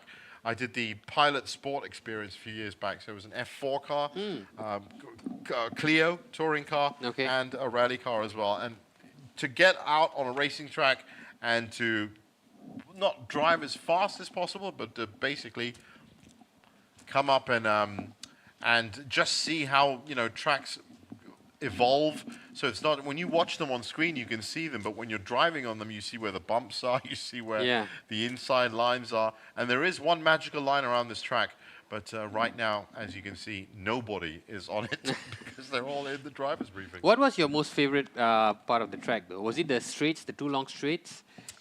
Or was it the turn? It was. Turn 1. It's hard. Turn 1 is very, very hard. Turn 1 in any kind of car. But when I was in the F4 car, which is completely rear-wheel drive, and it was, that really is an experience. I mean, that was 450 kilograms the car weighed. Wow. And it had 300 horsepower. So that was an absolute rocket. And the instructor, and there was always instructors here as well, they didn't just let me get in this car and then drive around the track. You do have, a morning of learning how to drive it. And he was very specific about it. And he actually said, this is a rear-wheel drive car, which is 450 kilograms, it's 300 horsepower. So don't accelerate in corners. Brake at turn 1. He said if you accelerate in any of these corners, if you over-accelerate, you are 99% going to spin out. And that's worrying, concerning stuff to have when you're just getting in the car for the first time. Well, look, life springs eternal at the Sepang International Circuit. I wonder if this bird has been caught in the rainstorm, maybe can't fly because, there's another one of his friends. Well, that's good to see that life is around. That's all right now in terms of them looking for seeds is the only competition happening right now. Yeah, at least But they are having a good time out as I there. said, when I got into the car and I was going around, it was once I got the hang of it, it was just scary all the way, really. And turn 1 and turn 2 is very scary. The straights were really scary as well because you have to open up on them and you can't drive those cars slowly. Yeah. So it was definitely something I'll never forget. I have a picture of it at home in my house as well. Nice. So anyway, if you're just joining us right now, Malaysian Championship Series, and wondering why I'm talking about driving around this track, that's not what you signed up for, you're thinking. Well, there's not much else happening right now because the weather, as you can see, that big grey cloud just behind the signature grandstand at the Sepang International Circuit has played havoc, if not all-out chaos, on the racing schedule up here today. Race has been stopped after 4 laps, currently at red flag, and the drivers are in a briefing to find out what everybody's future is going to be. But things are looking promising though. The weather has it's not so dark anymore. I see a little bit more clear skies. It's not raining as heavily. So You're being very detailed. I can see buildings, and that's why I'm happy because if that's means any indication to come, I think we may start in due course. If only we were part of Race Control's private discussions, that would be great. Well, all drivers are at the special meeting, all cars still remaining in the pit lane with their engines off. So we're not close to racing, that's for sure. But once again, this is a great opportunity just to remind you to do check the official website because the Sepang International Circuit, that's sepangcircuit.com, has all the information you need about what's happening at this regional, national, and Asian motorsports hub that is now back in full racing. Let's not forget, we're talking about racing today with rains turning up, but let's not forget that for 2 years, there was no racing. Just before we get into that, Petronas Grand Prix of Malaysia, 2023, 10 to 12th of November. Get your tickets now at www.sepangcircuit.com. It's a very, very strange situation for drivers that, as we look at the open track day as well, just a reminder there, sepangcircuit.com. It's a strange situation to not be racing for 2 years, come back for 2 years, and then have to deal with stuff like this. Yeah, but it's also a testament to see the appetite for motorsport racing, right? We see that 54 cars, largest participation, and since race had come back last year, Sepang has been gradually filling up with events almost every week, and I think that is just evident to see the level of interest of motorsport, not just from professional but also amateur racers as well. Oh, there is a full pyramid. I mean, in terms of racing development, then there's the ZK racing team, obviously, which is Sepang's own youth development team. But some of these other championships that are also running today, that are also up at Sepang, like the Gazoo Racing VL Sprint Cup, they're completely based on youth development. So a lot of the young drivers, Nabil Aslan, Nakib Aslan, Mika Hakimi, Adam Mikal, we just saw as well, they'll be taking part. That didn't look too good, did it? Man, it's ever-changing, this weather. Ever-changing, but definitely in that grey, rainy area down at the bottom. That's actually a very good view out from the top deck of the grandstands, which is where our roaming cameraman is up now. I'm guessing underneath the roof because it's not easy to take cameras around rainstorms. Wow, look at that bright blue sky, perhaps. Very deceiving footages, one side it's pure dark and the other side it looks really promising. Well, actually, even just looking at that screen, it looks like it's moving from right to left, and that is never a good thing. That's never a good thing because it means there are some times where half of the 5.543 kilometers of the track is spread out over such a large area that sometimes you do get the situation a bit like what's on the screen now, where it's wet on one side and it's actually dry on the other side. And we saw that for, I think, one of the 4 laps that we had. This is a safety car is out checking, I'm sure, the traction and grip. That's at turn 4 and turn 5. But rain or not, I think the Malaysia Championship Series has done exceptionally well. Just to open up job opportunities, like you mentioned earlier, Jeevan. It's not just the drivers, it's not just the racers, it's the mechanics, it's the pit crew. It's such a whole big community that gathers at the Sepang circuit week in, week out, and it opens up so many different opportunities and avenues for people to be part of this industry. And I think that is such a great thing for Malaysian motorsports as a whole. The Well, fact I can't that think of any other. There's obviously the MSF and other series that do run, but I think MCS, since its inception, which was in 2002, 21 years ago, when it was the Malaysian Super Series, has done exactly that. It's brought more and more people in every time. That actually looks like the rain stopped there. Well, no, it hasn't. No, I think it has actually stopped. I think we might get to see some racing soon. And once again, to everybody who has, I'm sure you're all off making your coffee and stuff by now, but thanks for sticking with us, of course, in these very trying and challenging conditions. And that looks like Tengku Jan Lei, the drift champion. Big wet weather tires coming out, but good to see tires going back on cars. Yeah, good to see activity back. Rain has stopped. They're not using any umbrellas. Safety car is doing its patrolling lap.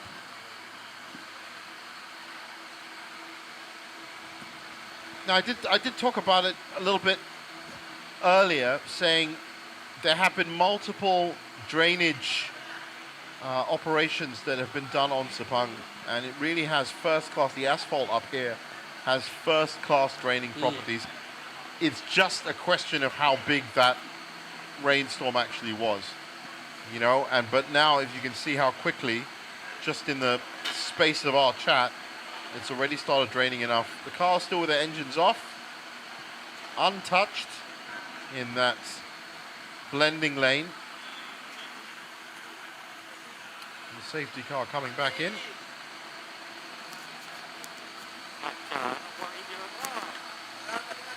Well, we all have raised hopes, and we might be getting back to. Yeah, I think we could see the drivers out pretty soon. And well, we're going to need to get the official green light, obviously, from race control. We haven't heard that yet. I mean, definitely, what we can say is it's not raining anymore, and that's the main situation sorted out.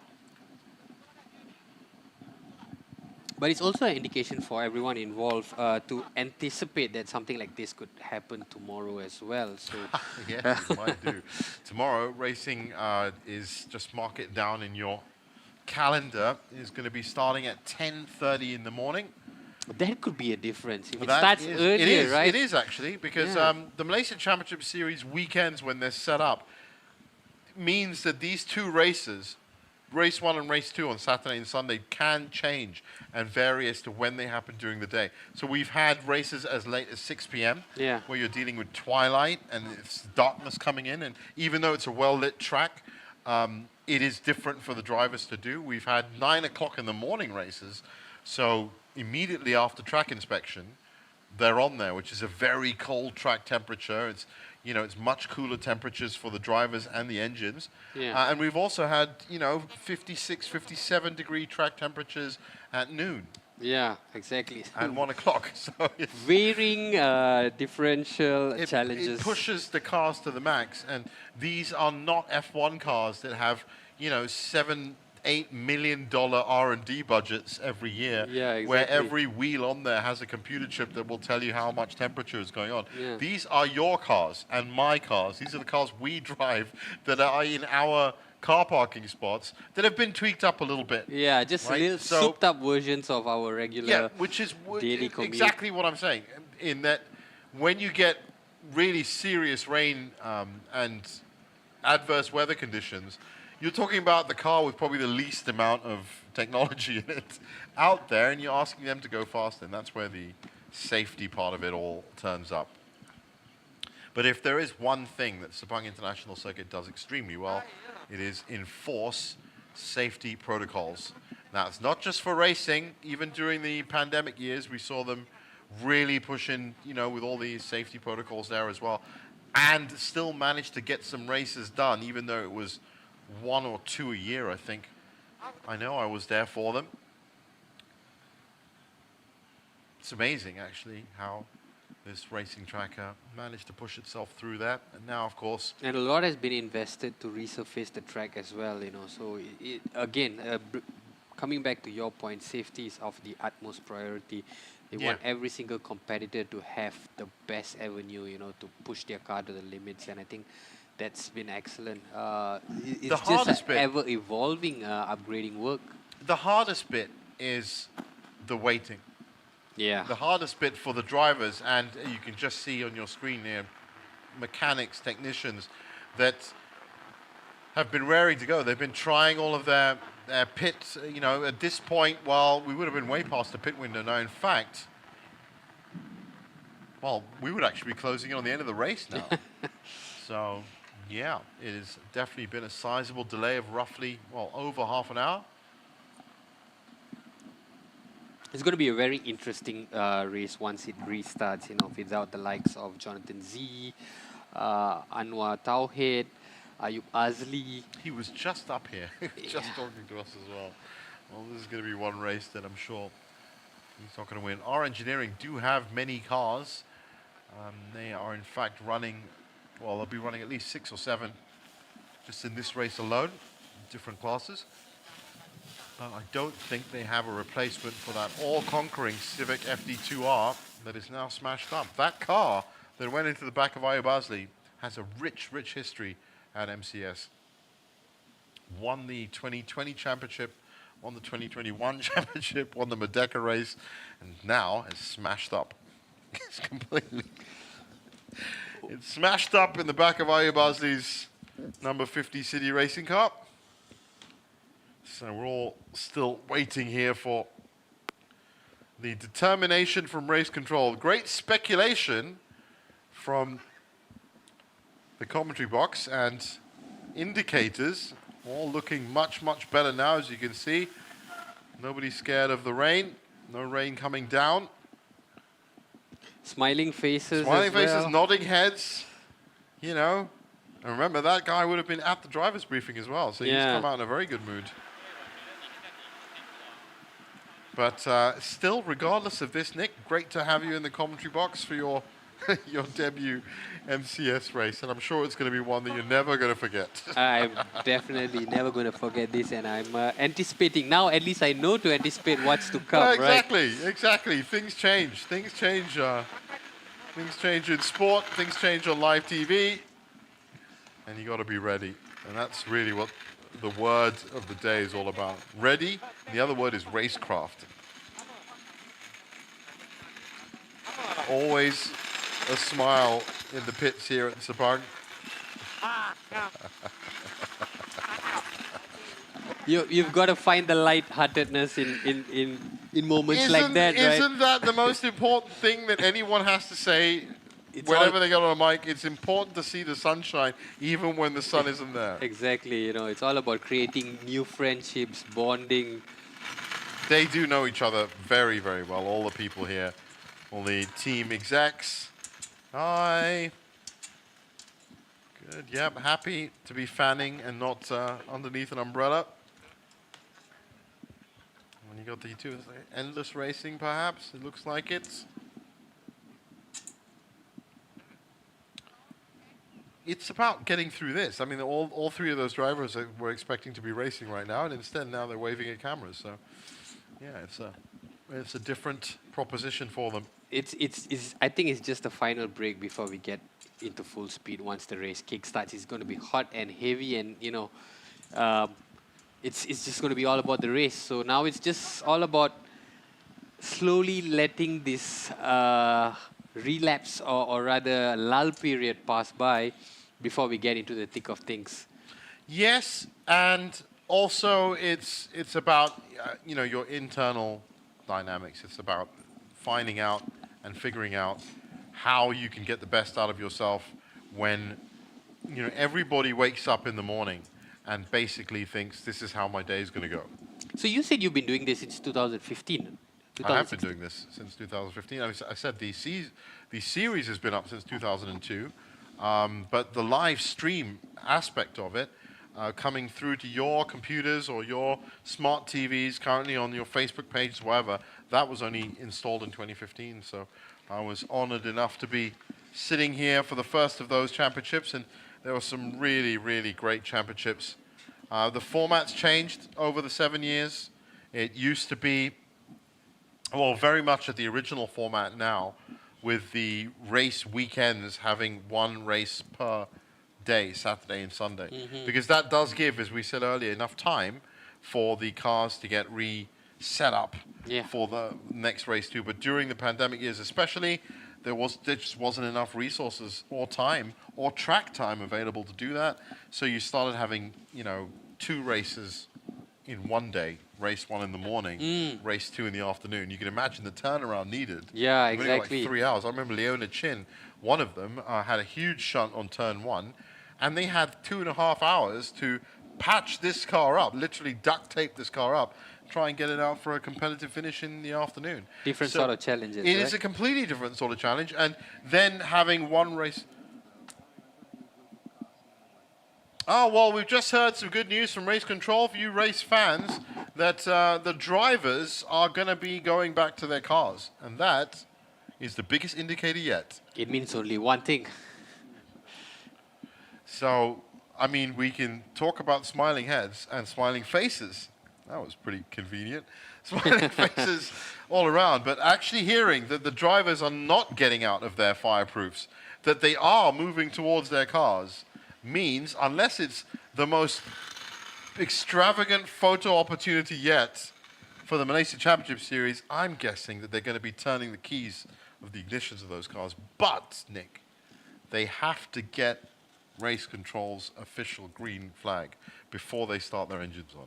If not, it's a penalty. Yeah, it's a fine. yeah, exactly. It's all about abiding by the rules. We are following the action as it goes. There's more good news. Look at that. Wheels going on. Tractor wheels, probably, with the kind of grip. Well, there you can just see the cuts into that frame now. Fully wet race.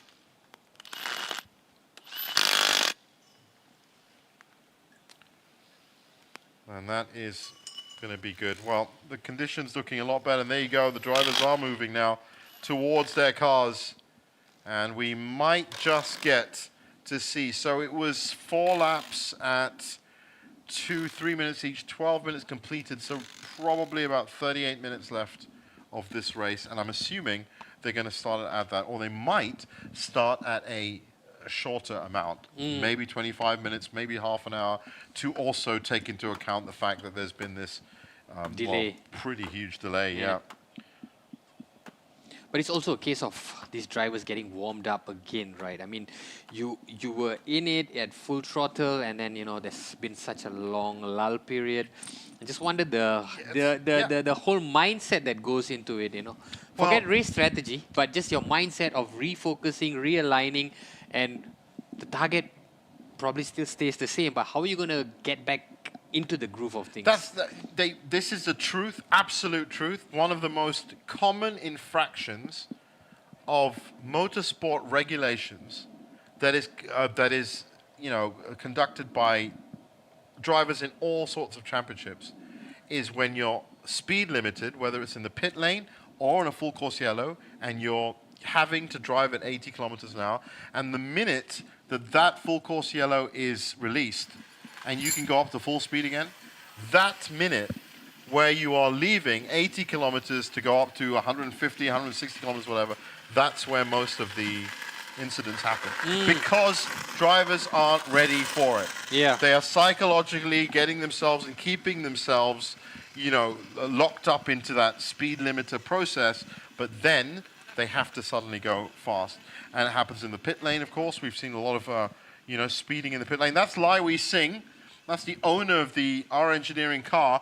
And you know what? I actually think he's got that car up and ready to go. Wow, yeah, it looks good to go. That's him.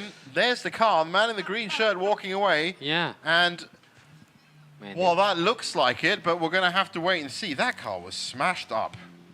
We were just talking about it earlier, Just right? talking about the whole front of that car.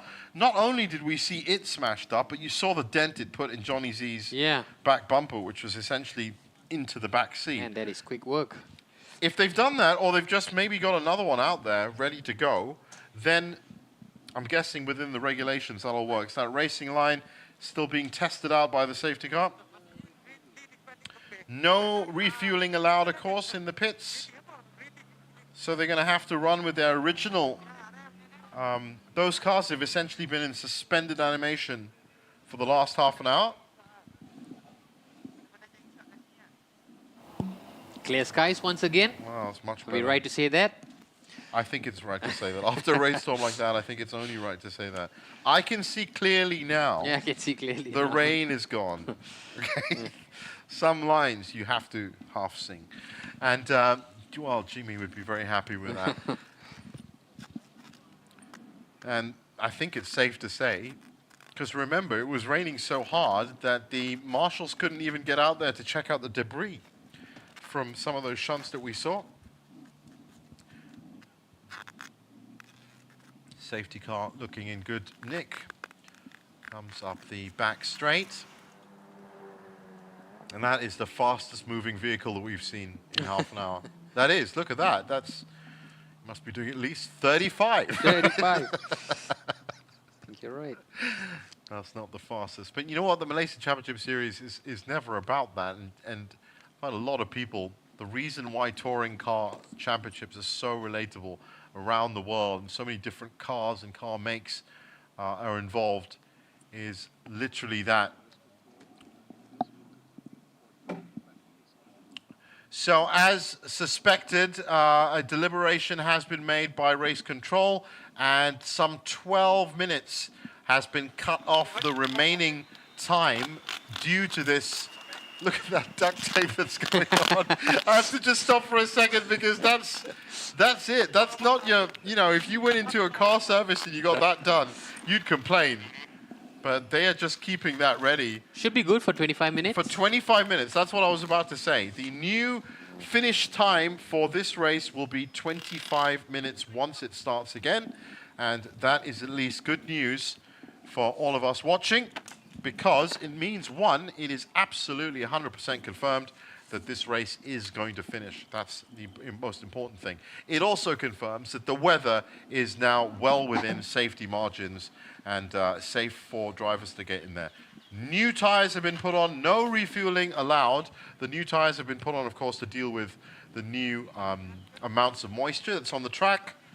So slowly but surely, we are ticking all the boxes in terms of getting ourselves back up to a race start. Based on what I can see on our timing computers, Jonathan Z looks like he is starting because it is still logged on that he's in the pits. Yeah. Whereas there are question marks on the other two, there right? are question marks on the other two. We're still waiting to see if the two cars that were defining this championship, the number 44 R Engineering Honda Civic FD2R and the City Racing Honda as well, the number 50, those were the cars that were involved in that big shunt. But I have a funny feeling that the damage has been too much and they're going to have to lick their wounds and come back tomorrow morning with fixed cars. But that means, Nick, that it's easy for me to say that they're going to be working on those cars all day and all night today. Yeah, they've got time to do that though. For 10 o'clock. Yeah, it's not almost something they 20 would have wanted to do, I guess, but yes, they have got time to do it. So that means that Jonathan Z does still, if he is in the pits and they have fixed the back of that car. But just looking at the grid, there are a couple of question marks on some other drivers from the Yes, other it's not- no, categories it's as not well, just- you know, from your it's not just story SP2G production. and SP2V. There's a lot of them. There's Yip Kan Heng from TD Racing, when we saw that problem. Nakib and Nabil from Wing Hin Motorsport, a question mark on them. Tan Wui Lun and Cheng Tu, R-Works and Bay Racing, when we saw what happened to the Bay Racing team. Yu Chung and Wei Leng from the 268, that's the SP2G. They're also missing. And of course the 2 from Touring Production. But the 2 from Touring Production, a little bit more significant because there's only 4 entrants in Touring Production. So that's 50% of the field that took themselves out. Essentially, if you had to look at it in a military way, then that's what happened. Wow, more great indicators to racing. The birds are singing. If the birds are singing, that means it's not raining. Little known fact, birds don't sing in the rain. They're smart like that. So hopefully getting back soon. We've got given no time as to when it should start again. All we know is, as I said, the drivers are back in the cars. The wheels have been put on, and it will be a 25-minute well, it's 25-minute conclusion, I should say, to this race. The fast lane is now open. There are 3 lanes in the pit lane, in any pit. There's the working lane, which is closest to the cars, the blending lane, that's the red strip in the middle, and the fast lane, which is where the cars are right now. And that fast lane is open. By the way, there are rules for all 3 of those lanes. If you mess them up, you can imagine there's going to be a lot of punishments coming in. But the fast lane is now open, which means the cars theoretically could now move out of the pits. More conversation going on. The timing boards are back on again. It's now just gone past 11 minutes past 2 in the afternoon local time. And this race was supposed to run from, well, it was supposed to be over 20 minutes ago. But that's the nature of the delay that we've seen today. And thanks for sticking with us, of course, as it goes in. So do you presume it'll be hot and heavy once these races get back on track, seeing now that it's a 25-minute race? I think that they'd like to. I think the likes of Faris Fauzi, for example, in SP1, Ken Urata also, very fast in SP1. Well, there's the klaxon, which means, yes, they're going to get underway. It looks like the 10-minute board is now up. So that's good to know. I do, to answer your question, Nick, I do think, yes, they would love to go fast, but there are a couple of other factors you have to take into account here. That was still an incredible amount of water that has been dropped on this track. Almost a swimming pool's amount of water got dropped down in about 10, 15 minutes, which means that even though the track is drying at a certain rate, there are going to be certain areas of that track which still have a lot of moisture. So I reckon that we're not going to see 227 laps. That's a hot, sunny day. 226 as well, hot, sunny day. I'm guessing we're going to see 230 to 231 laps max, and that's from the front runners. And MTCs to be doing 234, 235. SP2s to maybe be hitting 237, 238. That is best guess. You might seriously get 240s, 245s on here. So that's as hot and heavy as it's going to get, basically. Yeah, I think it's all about feeling out the track and really determining how fast you can go in these conditions.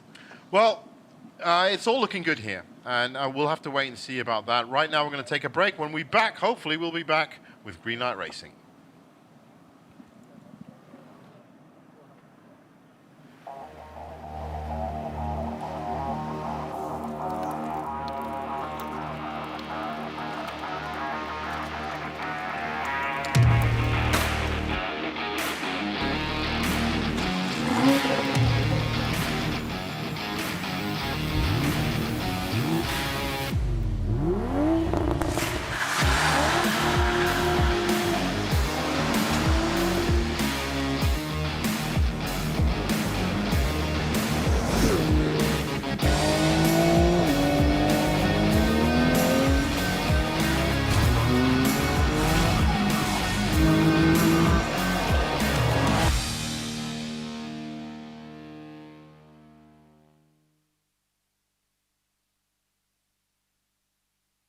The biggest race of 2022 is here as we get set fully for Patronus Grand Prix in Malaysia.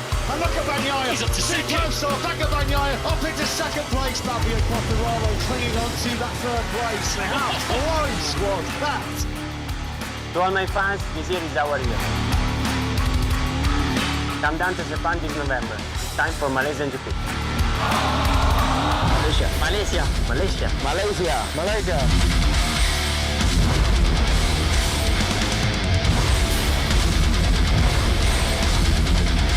Jom ke Sepang. Kasih gegar.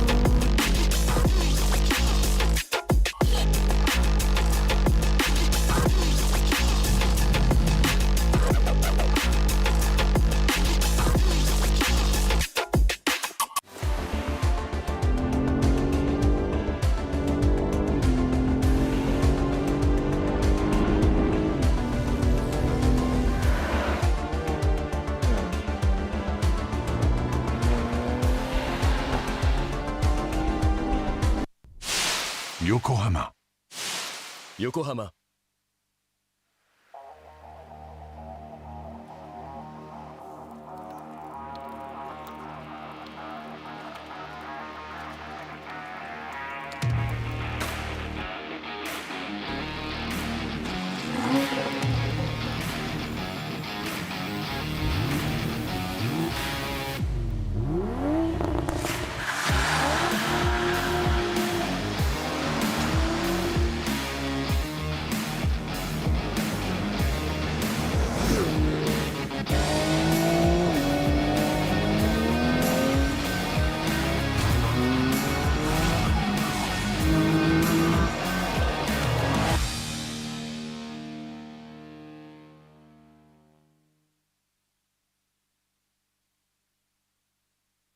The biggest race of 2022 is here as we get set fully for try this Grand Prix in Malaysia.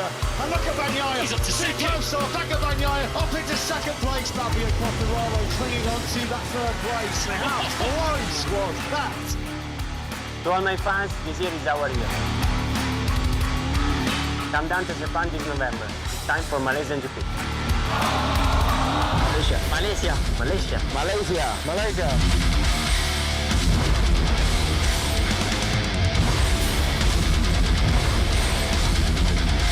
Jom ke Sepang. Kasih gegar.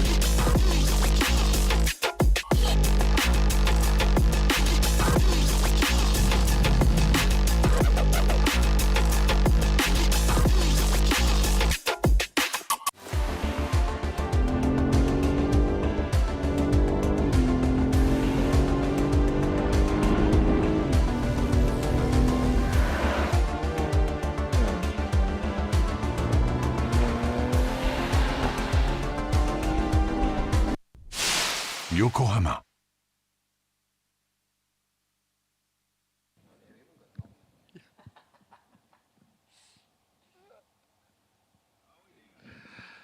Welcome back to the Malaysia Championship Series 2023, Round 2, Race 1. It's Jeevan Salvanavan and Nick Anil in the commentary box, and we are about to get underway with racing again. The reason I'm saying it so dramatically is because, well, if you saw the first half of this race, you'll know why. That there was a half-hour delay, and we have since had the rain stop. We've had drivers getting back into the cars, and we've already been informed of a new 25-minute race duration. That's going to be the conclusion of this race, and that obviously fits in with the rest of the schedule happening in the Malaysia Championship Series today. Yeah, I'm excited to see what the next 25 minutes has in store for us, especially with that crash earlier at the start. Now, it may be a little bit different. We understand that Jonathan Z is still in contention, but the other two, Tauhid Anwar and also Ayub, may not be racing. I don't think they're going to be racing myself, but in addition to that, in fact, well, it's just been updated, and I can't see Johnny Z there anymore. So I think, yeah, Ayub Azli is definitely out. And, well, it still says he's in pit. And the klaxons are going, and I think the cars will be starting from the pit lane. They should do, but there really are. There's just a host of regulations and protocols, all based and derived from safety issues, of course, that govern the restart of a race under wet weather conditions like this, or under adverse conditions like this, especially in this case too. There are 3 cases, and that is if one of the races is stopped before 2 laps, after 2 laps, and then after 60% of the race is completed. Those are the 3 scenarios. We were definitely in scenarios 2 with the huge rainstorm that came down.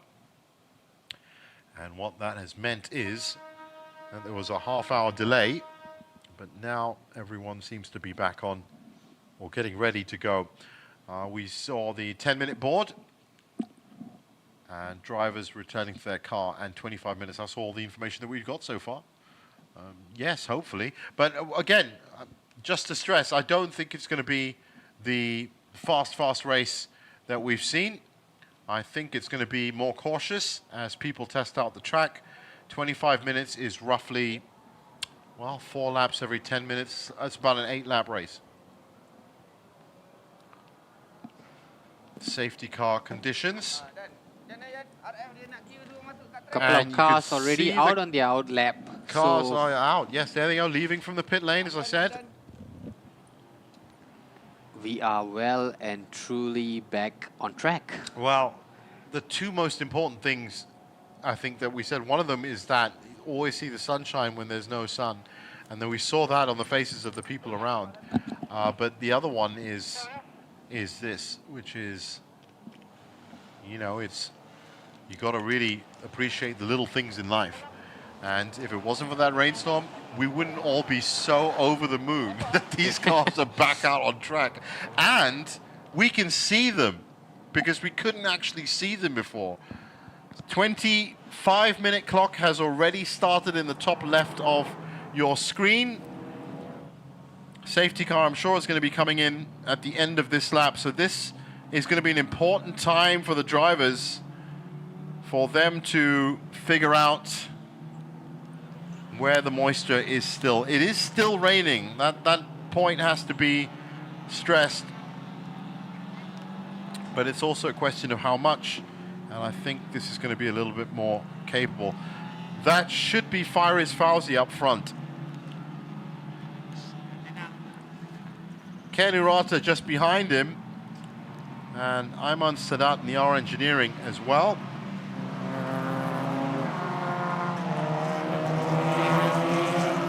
Yep, I'm absolutely sure of that. So SB1 essentially are going to be leading off this race.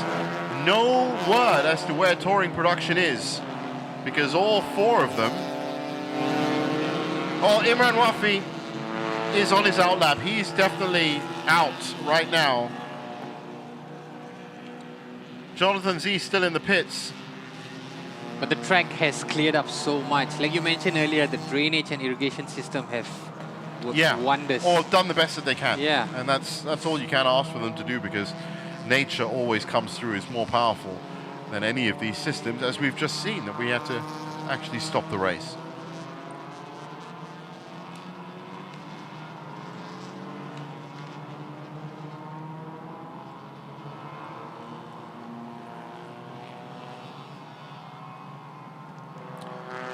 Well, there was all sorts of interesting pictures and photos from the last half an hour of some of the drivers running around and getting to drivers' briefings. You can just see the moisture still dripping down the camera frames. But we are getting lap times now turning up into our super machinery here, which is great because there's nothing worse than looking at all this technological wizardry and seeing nothing happening on it because it's all based around racing. Cars making a serpentine pattern on the back straight, trying to get as much heat into those tires as possible, but within reason. I'm pretty sure that the safety car will be coming in at the end of this straight.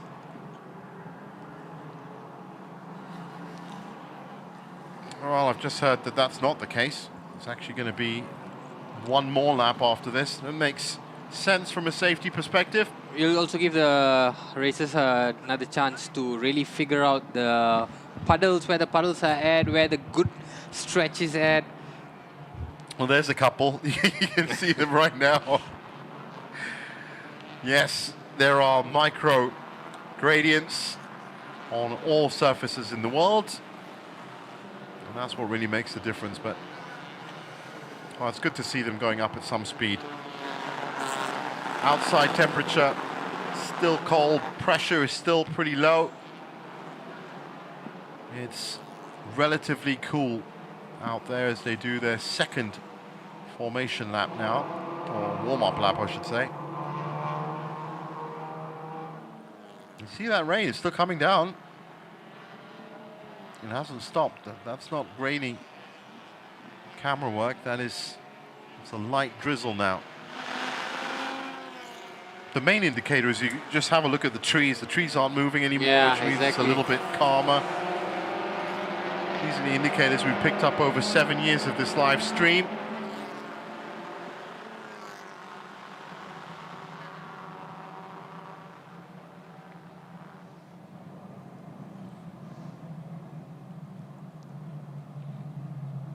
And the race clock is still ticking. So 19 minutes left. I understand that the safety car will be coming in and there'll be a rolling start after this. Yep, it's always a rolling start, Malaysia Championship Series. So safety car will come in and then they'll generally gradually get back up to speed. And then it should be just under 9 laps, I'm thinking. 9 laps, 3 minutes each. Yeah, well, no, actually less than that. It's going to be about 6 laps. And in that 6 laps... And averaging, if each of these drivers are averaging... A 3-minute lap, which I think a 2:45 to 3 minute, I'd say 6 minutes is... Or 6 laps, sorry, 6 to 7 laps. It's going to be the max we're going to get out of them. What can they do in 6 to 7 laps? Well, now that the top 3 are out, they can get valuable championship points in the bag. 15 points for a win. Classic touring car point system. So 15 points for a win, 12 for second, 10 for third, 8 for fourth, and then it drops down all the way down to 1. So if you are Imran Wafi, for example, who is currently on 18 points and in 4th place, then this is an ideal situation to try and get 15 points in the bag. Exactly. And top the charts or top the table as you move into round 3. Which is going to be in August. And with the top 3 drivers only being separated by 7 points, you could just open up this championship series altogether. Exactly. It was early on.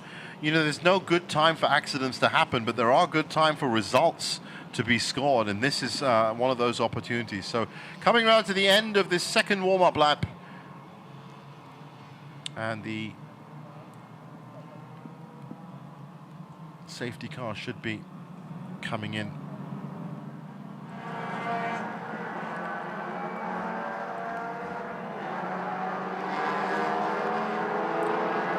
There is Faris Fauzi in the blue and yellow, pink bottom to his car.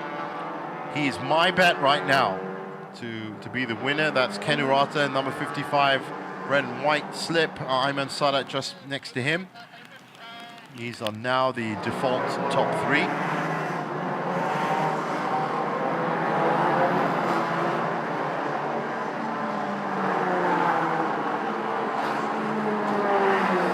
Well, Jonathan Z is still in the pits. I think that his transponder is just picking up the repairing that's being done to that car. I don't think he's out. Because we've not seen him at all. No, we haven't seen him at all. And that's the same, as I said, well, I mean, the transponders are pretty much smashed up for Ayub and Anwar. Now, so here we go, the safety car is in, the green flags are out, and now they just need to be added to the green lights. I think we've got them too. So up to top speed, and this is it, Nick. Talking about hot and heavy, well, there you go, we're about to start. It'll be interesting to see what the first best lap time is upon commencement. Yes, that's a very good And point. I think we can make the indicator moving forward because these cars will start getting faster from then on. Well, they've been lapping at 4:08 under safety car conditions. And we've had the best about 4:36. Yeah, that's the best that we've seen so far. In the first 4 laps before the rain. As expected, Fari's out the blocks coming up to turn 5 now. Good situation for him, clear track or clearish track ahead of him. Ken Urata in second, now on attack duties. But like you mentioned, Jeff, it's still very much a conservative driving in these early stages. Nobody wants to really put pedal to the metal. Yeah. There will be a couple of drivers that'll overstretch themselves for sure, but over the next 2 laps of the 6 or 7 that's left, there will be, because of the treads, a dry line. Yeah. You can just see it coming off the wheels there of that car, and that can get you a little bit of extra push and a little bit of extra speed. If you can stay on that line, then all of you will be drying off a certain part of the track, but you don't want to get lost in the corners of the track, and especially here at turn 9 and turn 10, there's a lot of water there still. You can just see that line there again. Faris Fauzi with a golden opportunity here to add 15 points to his 18 already scored in round 1. There's that rain still coming down.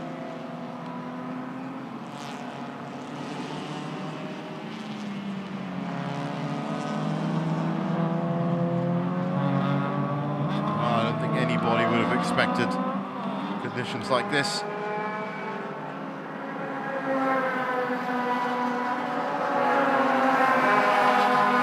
Well, this of course bodes well for the other championships that will be taking place today up at Sepang. And as we now get into it, it is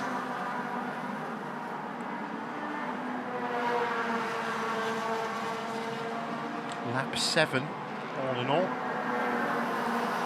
So in the end, this race will be logged on as about 12 to 13 laps. Almost about 7 laps off the delay. It'll be interesting to see when Ken Urata eventually decides to make a move on Faris. He looks to still be keeping a safe distance. Maybe Well, he's yeah. plotting the right time to do so. This is going to be a great opportunity for Faris, Urata and Ayman, all 3 of them. But I think what they want to do is consolidate those top 3 positions so they make sure that the points are only going between them. Yeah.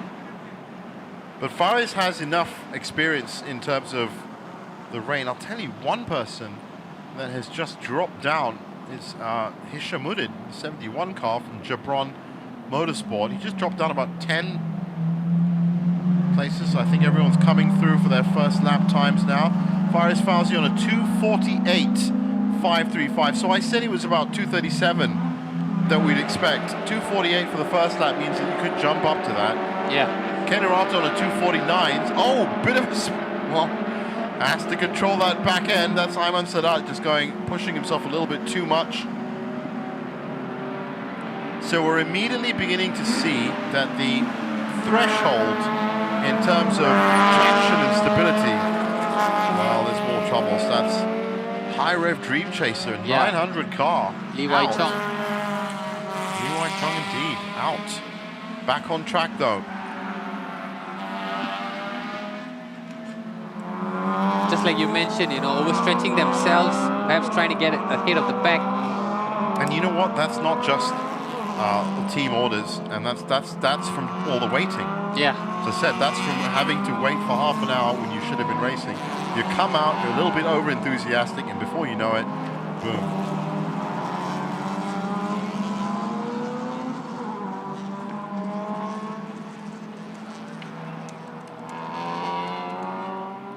Well, as I said, I don't like using the term gifted points or gifted positions, but Faris Fawzi overall won in Class 1 and with a 2:37.718 is leading an MCS race. Do you call that a gift? I would have don't to call know. it I don't know. It would be a debate. Blessing in disguise. Yeah, no disrespect to Faris at all. But those numbers, the way you said them out, or where I said them out just now, don't usually add up. But still, it's 15 points in the bag off a 4-event championship. So it's definitely worth it. Now that looks like the other R Engineering car, the other Honda Civic, 339. That's Leon Koo in the other R Engineering car. It's the MTC car, actually. Now, don't be fooled. That mist at the back is from the spray from having 6 or 7 cars on the back straight. That's MTC. So that is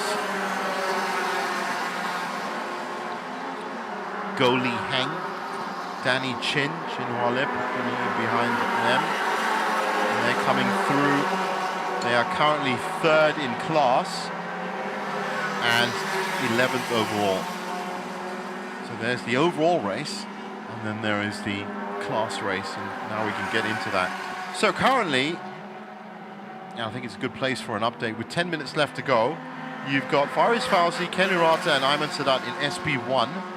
You've got Hayden Heikel and Mitchell Chiao once again fighting it out in MTC. They're also in 7th and 8th overall. You've got Amir Harris from Bay Racing Team leading SP2G ahead of Adam Mikhail, Timmy Thomas, and Yu Chung. SP2V, that's So Chi Chong and Shafiq Shamsuddin. And SP2G, oh, we just did G as well, so that's where it is. And odd to run a classification without touring production.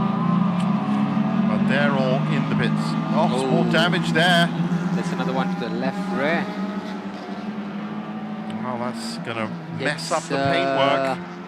That's Yi Chung and Wei Ling. Yeah, that's good. Well, I don't know if the second drivers got in during that FCY because the first drivers didn't really have much to do. Yeah. So I'm assuming it is Yu Chung in there. That's a shame, such a brightly colored car. You're gonna have to really get the paintwork out, but that took a bit of a hit in the back. Look at that. Yeah. That's not a good situation. It's not really gonna affect anyone but himself in terms of aero. The rain is coming down again. What, did it just like wait for everyone to get back on track? It's playing games with the drivers. Maybe. That's number 70 coming to us, Timothy Thomas in Bay Racing Team. That was SP2G third spot. What happened here? That's what happened there. That is just defending a little bit too hard for the 66 car. That would be an SP2G.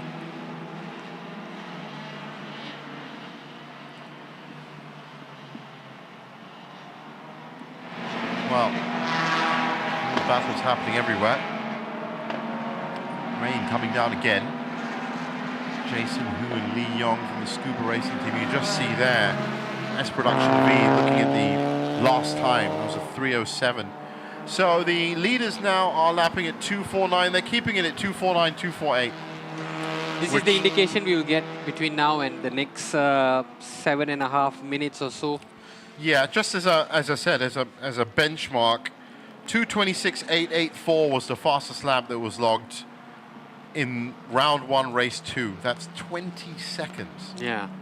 Faster. But just than going what you're back getting now. to Faris, I know the situation has presented himself, but this guy is an experienced driver as well. You know, he won races last year, and I think it's all about grabbing the opportunity that comes, and he's put himself in a good position now. If I was in that position, there's no way I'd go, you know what, I don't deserve this. Yeah. I should go back. Definitely pick up the points. Ken Urata picking up the points. I said they're both fighting for SP1. Look at that drift going around the corners. It was too much. It's too much drift. And he's still going. Oh, that was a big shunt. Indeed, that was Chao Tek-seong.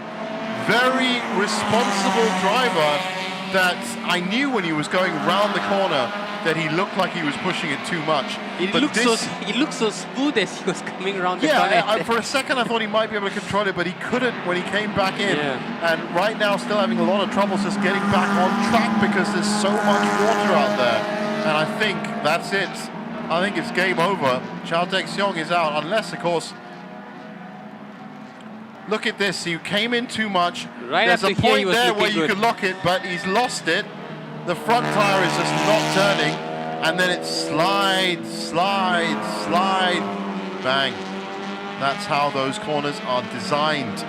Oh, that's going to go down in my highlights list. Lap 8, I think it was. And Chao Tek-seong with a big slide. And I don't think he's coming back. He was running, by the way, in 4th overall and 3rd in SP1.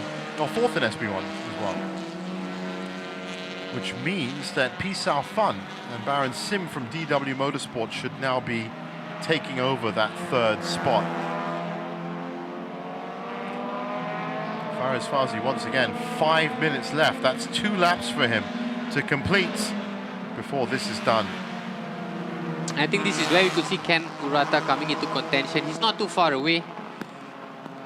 Faraz has a lead, but he has a very slim lead to protect.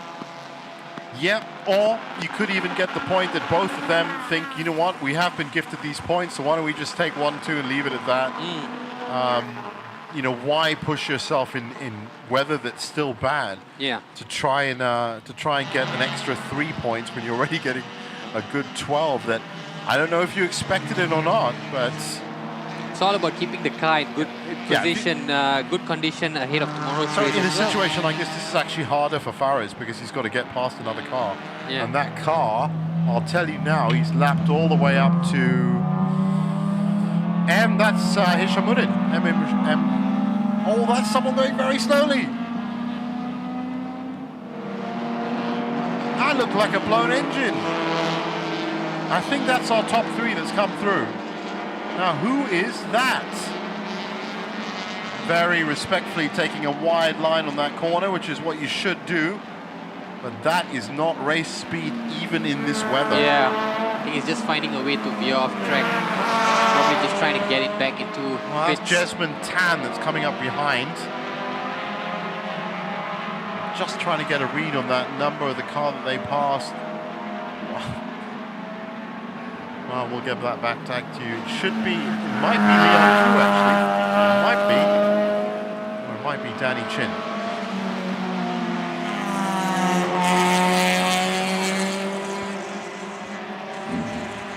So, at these speeds, we are getting close to that last lap now. So, an incident at turn 4 between 2 cars under investigation and also overtaking before the control line. That's bad news to do at any point. So race control have something to be busy about now, Nick. Exactly. We've had pretty much an incident-free since the restart until now.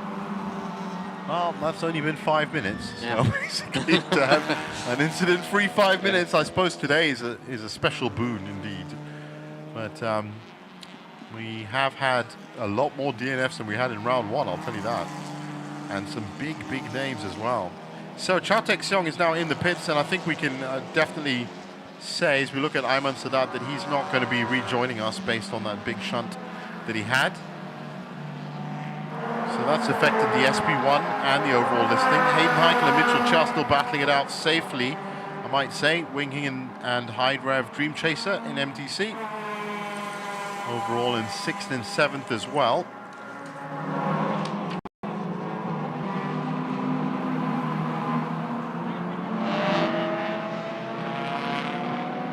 Which is actually in MTC a carbon carbon copy of the battle that they've been having in the first round. So Faris Fawzi just completed his 12th lap. He's now doing a 2:52, so he's actually slowed down because of the rain. Down by a third of a second. And that means that this will be, if he's at 2:52, then this is going to be the last lap for him to complete before we get to the last lap, because it's 1 hour plus lead. I'm assuming that still applies even in these weather conditions.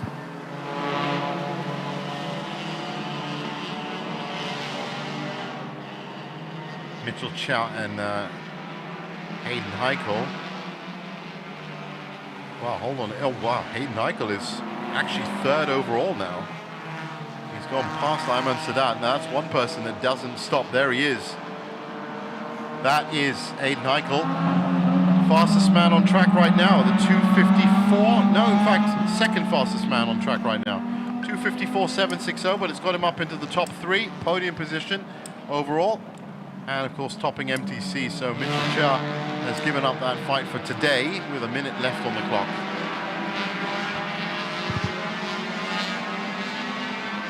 Faris still the fastest ride on track as of now with a 2:52. So even though he's slowed down, he's still holding that position, right? I mean, he's still holding the best lap time. That's race management. Why push yourself if you don't need to? You know, and he is getting, currently he's 24 seconds ahead of this man charging in the blue and gold Wing Hin Motorsports, Hayden Heichel, who, by the way, is going to get out of this car and almost immediately into a Vios for the Vios Sprint Cup, because he's actually doing very well in that championship as well. But he has done extremely well here by getting himself ahead of Ayman Sadat and Pisau Fan, the 2 SP1s. Checkered flag coming up very soon, which means that was his last lap. Faris Fawzi. It was his birthday today. And that's, I said, he was in amongst the fight, and it could very easily have been him actually in that, but that car is fast enough. So there should be a checkered flag around this corner.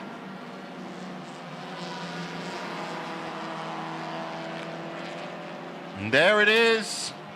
So we finally have a winner after 12 laps, or 13 laps, and that is Faris Fawzi, who has now kick-started the touring production category, because this is going to put him on 33 points, which is going to be more than anybody else right now. So he's jumped all the way up to the top of the standings. Heichel comes in second in the end, some 17 seconds behind, so he gets past Jesmond Tan. Ayman Sadat in third. Those are the 4 finishers that we've had. Pisau Fan should be coming in. Ken Urata should also be coming in. Ken Urata and Mitchell Chia are both overdue. Oh, Ken Urata is finished in 5th. Mitchell in 6th. And one by one. And I'm sure it's going to be a great relief to these drivers to get out of the rain and onto the podium. Yeah, but like you mentioned, Jim, it's great race management from Faris Fawzi. You know, no doubt that he got in front of the line, but it was all about keeping that momentum, keeping that lead, and keeping a consistent race. Keeping your focus. Keeping your focus, not pushing your boundaries, not going too fast, not trying to exert yourself. And he did all the right things. He ticked all the right boxes, and I would say it's a comfortable win for him. Absolutely. Took a lot of doing. Some would say that racing like this, with stops and starts and weather and different grip and different traction for an hour, is a lot more difficult than, say, a dry 2-hour race in a touring car on a Sunday afternoon. Yeah, there's so much of decisions and actions to be taken in such a short span of time. I think it really expands your horizon and, you know, gives you so much of experience, especially as a fledgling driver. Yeah, that's true. And that says a lot about Hayden Heichel as well, you know, who really came and tried to finish with a flourish. Yeah, Hayden Heichel is one of these people that no matter what situation you put him in, he's always trying to go faster. And he was the only person that we saw that actually increased his standing and track position in this last 25-minute conclusion. Yeah, correct. Which needed to be done. You needed to conclude this race. You needed to have these drivers go out and for points to be allocated, which we've seen. But who actually excelled in that 25 minutes Because I period? didn't see Hayden Haikal even in the top 5 coming into the last 3-4 laps. You know, it was still Ken Urata, it was Jasmine, and then suddenly Hayden Haikal just brought himself right yeah, up that's second. what he does. I mean, that's, you know, if it had been a normal race without a delay or a break, then he would have made it into the top 5 anyway, but he would have fought his way through there because that's what he does. And that's what he'll do in the VF Sprint Cup round 2, race 1 as well. It's happening a little bit later on. Because he's of that age, and he's been driving since he's about 14 with his super license, and he's about 17 now, if I'm right. But he's now picking up that amount. He knows enough about defending, he knows a great deal about attacking, but he also knows a lot about this, waiting it out, finding, you know, working with the team, not pushing it, not getting too enthusiastic, as we saw what happens if you know, pump that gas pedal a little bit too soon, too early, or the brake pedal even, in terms of Tawhid Anwar and Jonathan Z. What can happen there? So it's about being cool, calm, and collected throughout. While we say that, Faris Fawzi is making his way to Park Ferme. Hayden right behind him. There's that speed limit. You can see it, 60 km. Yeah. Break that and you'll hear about it for sure. So these cars, as always, will now go under lock and key and be scrutinized to make sure they're all above board in terms of engine capacity, success ballast, even down to ball bearings, to be honest. Down to exactly what's happening in the car. So bit of an RF signal interference there. The rest of the cars now coming through. We've pretty much got a full, that's 39 cars so far that have crossed the finish line. And seeing as how we had lost, wow, we've lost 8. So, yep, that's about, well, it's Hishamuddin right in the end now. He's expected back in a minute. Even Alex Young didn't manage to go out. Oh, yeah. Alex race Young, ended Daniel, Axel Sport. So early on. Ayub Azli, Jonathan Z, Anwar, Nakib and Nabil, Ronnie Risman, Nick and Lo Kian Yang, all out today. Surprise DNFs. But it has changed the complexion of the championship. The great thing is they've got tomorrow to fix whatever did not go right today. So I think who knows what is going to happen. Yeah, tomorrow, who knows you know? what's going to happen, but you can plan. They have quite a bit of time to do some planning, to re-strategize, and try and come back better. And hopefully, Lady Luck and Sunshine will be cast over them. Are we doing a podium?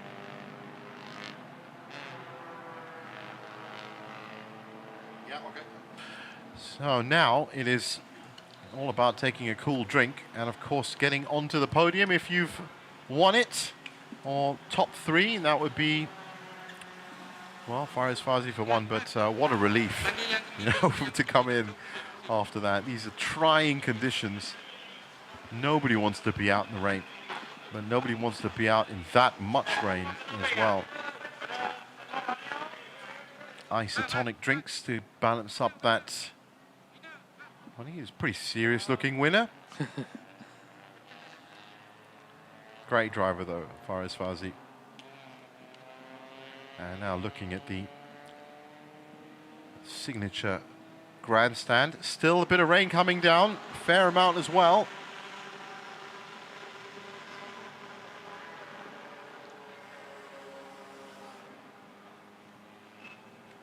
And I think all the cars should have finished up by now. And as you said, Nick, yes, tomorrow morning, that's going to be when most of these people can really define their weekend, whatever points they picked up today. Of course, Faris now with a chance of a double win, if he can do it. A full 30 from the weekend, that would be welcome. So we're waiting for the trophy presentation. That will be coming along very soon, so do stay with us.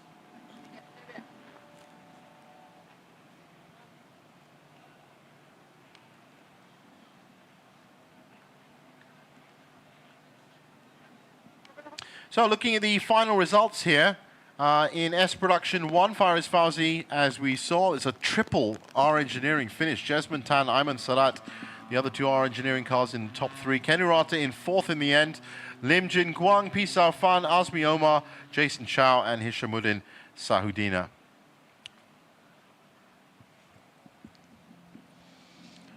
And in Malaysian MTC, Hayden Haikal becomes the champion, followed by Mitchell Chia, Lee Wai Chong, Leon Koo, Goh Lee Heng, Chin Hua Lip, Hee Koi Sen, Tae Sin, and Nakib completes the classification list. Yeah, those two at the end, of course, DNFs.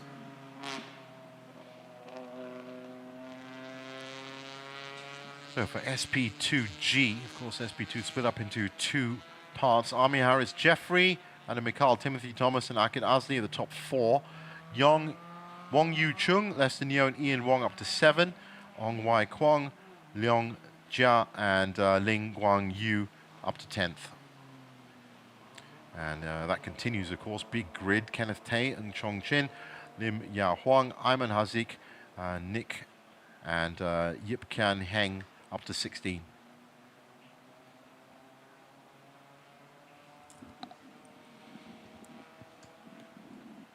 And as for SP2V, Muhammad Hazif wins it, followed by So Chi Chong.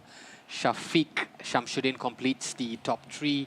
Muhammad Najib Ismail, Alan Tia, Ip Tak Meng, Jason Chu, Lo Chun Him, Alex Yong in 9th place, and Wong Chun Tao completes the top 10. In 11th place is Trey Tan and Ronnie Rosman in number 12. So that's the full classification done. Looking at touring production with Imran Wafi, Ayub Azli, Jonathan Z, and Tawin Anwar. So Imran Wafi does come through in terms of touring production, but of course doesn't get the overall classification. 1 out of 4 finishes, 25% finish rate for touring production today. Unbelievable.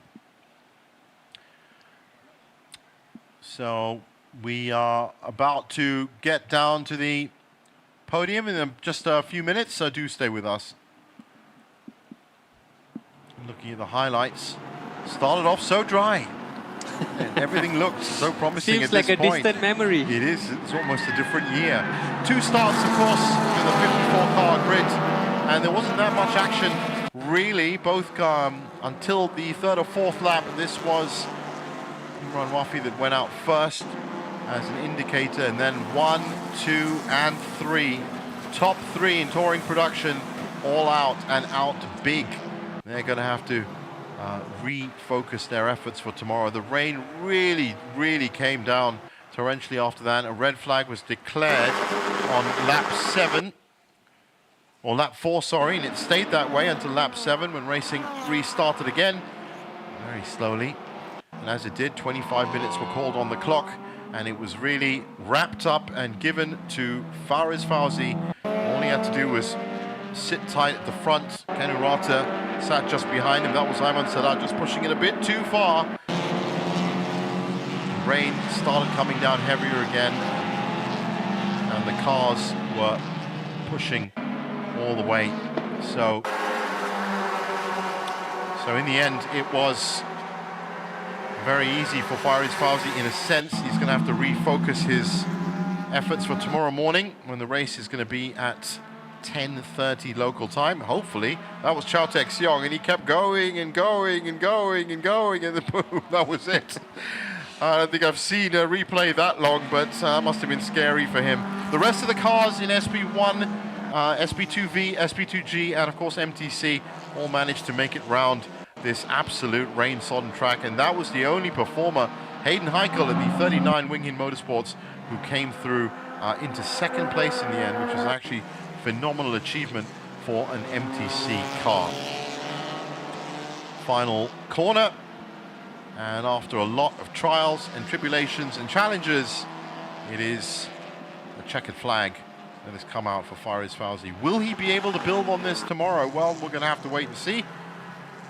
But he's got perfect chance right now to go for a 30-point hall. Right now, though, that's it for us in terms of MCS this Saturday. Nick, Anil, thanks for joining me in the studio. You're going to be with me tomorrow. Yes, I'm excited, and I'll be back.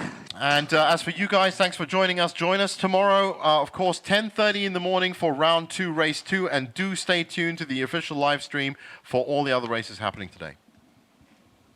It is hot down here in the pit lanes. It's definitely going to be hotter out there on the track. Ladies and gents, we are back. Welcome back at the Malaysia Championship Series down here. And the Malaysia Championship Series 2021 season is a go. You can hear those engines screaming their way. Driver all there's some contact at turn 15. We said there might be some action at turn 15. Wow, that's a double overtake. This is some huge stuff to kick off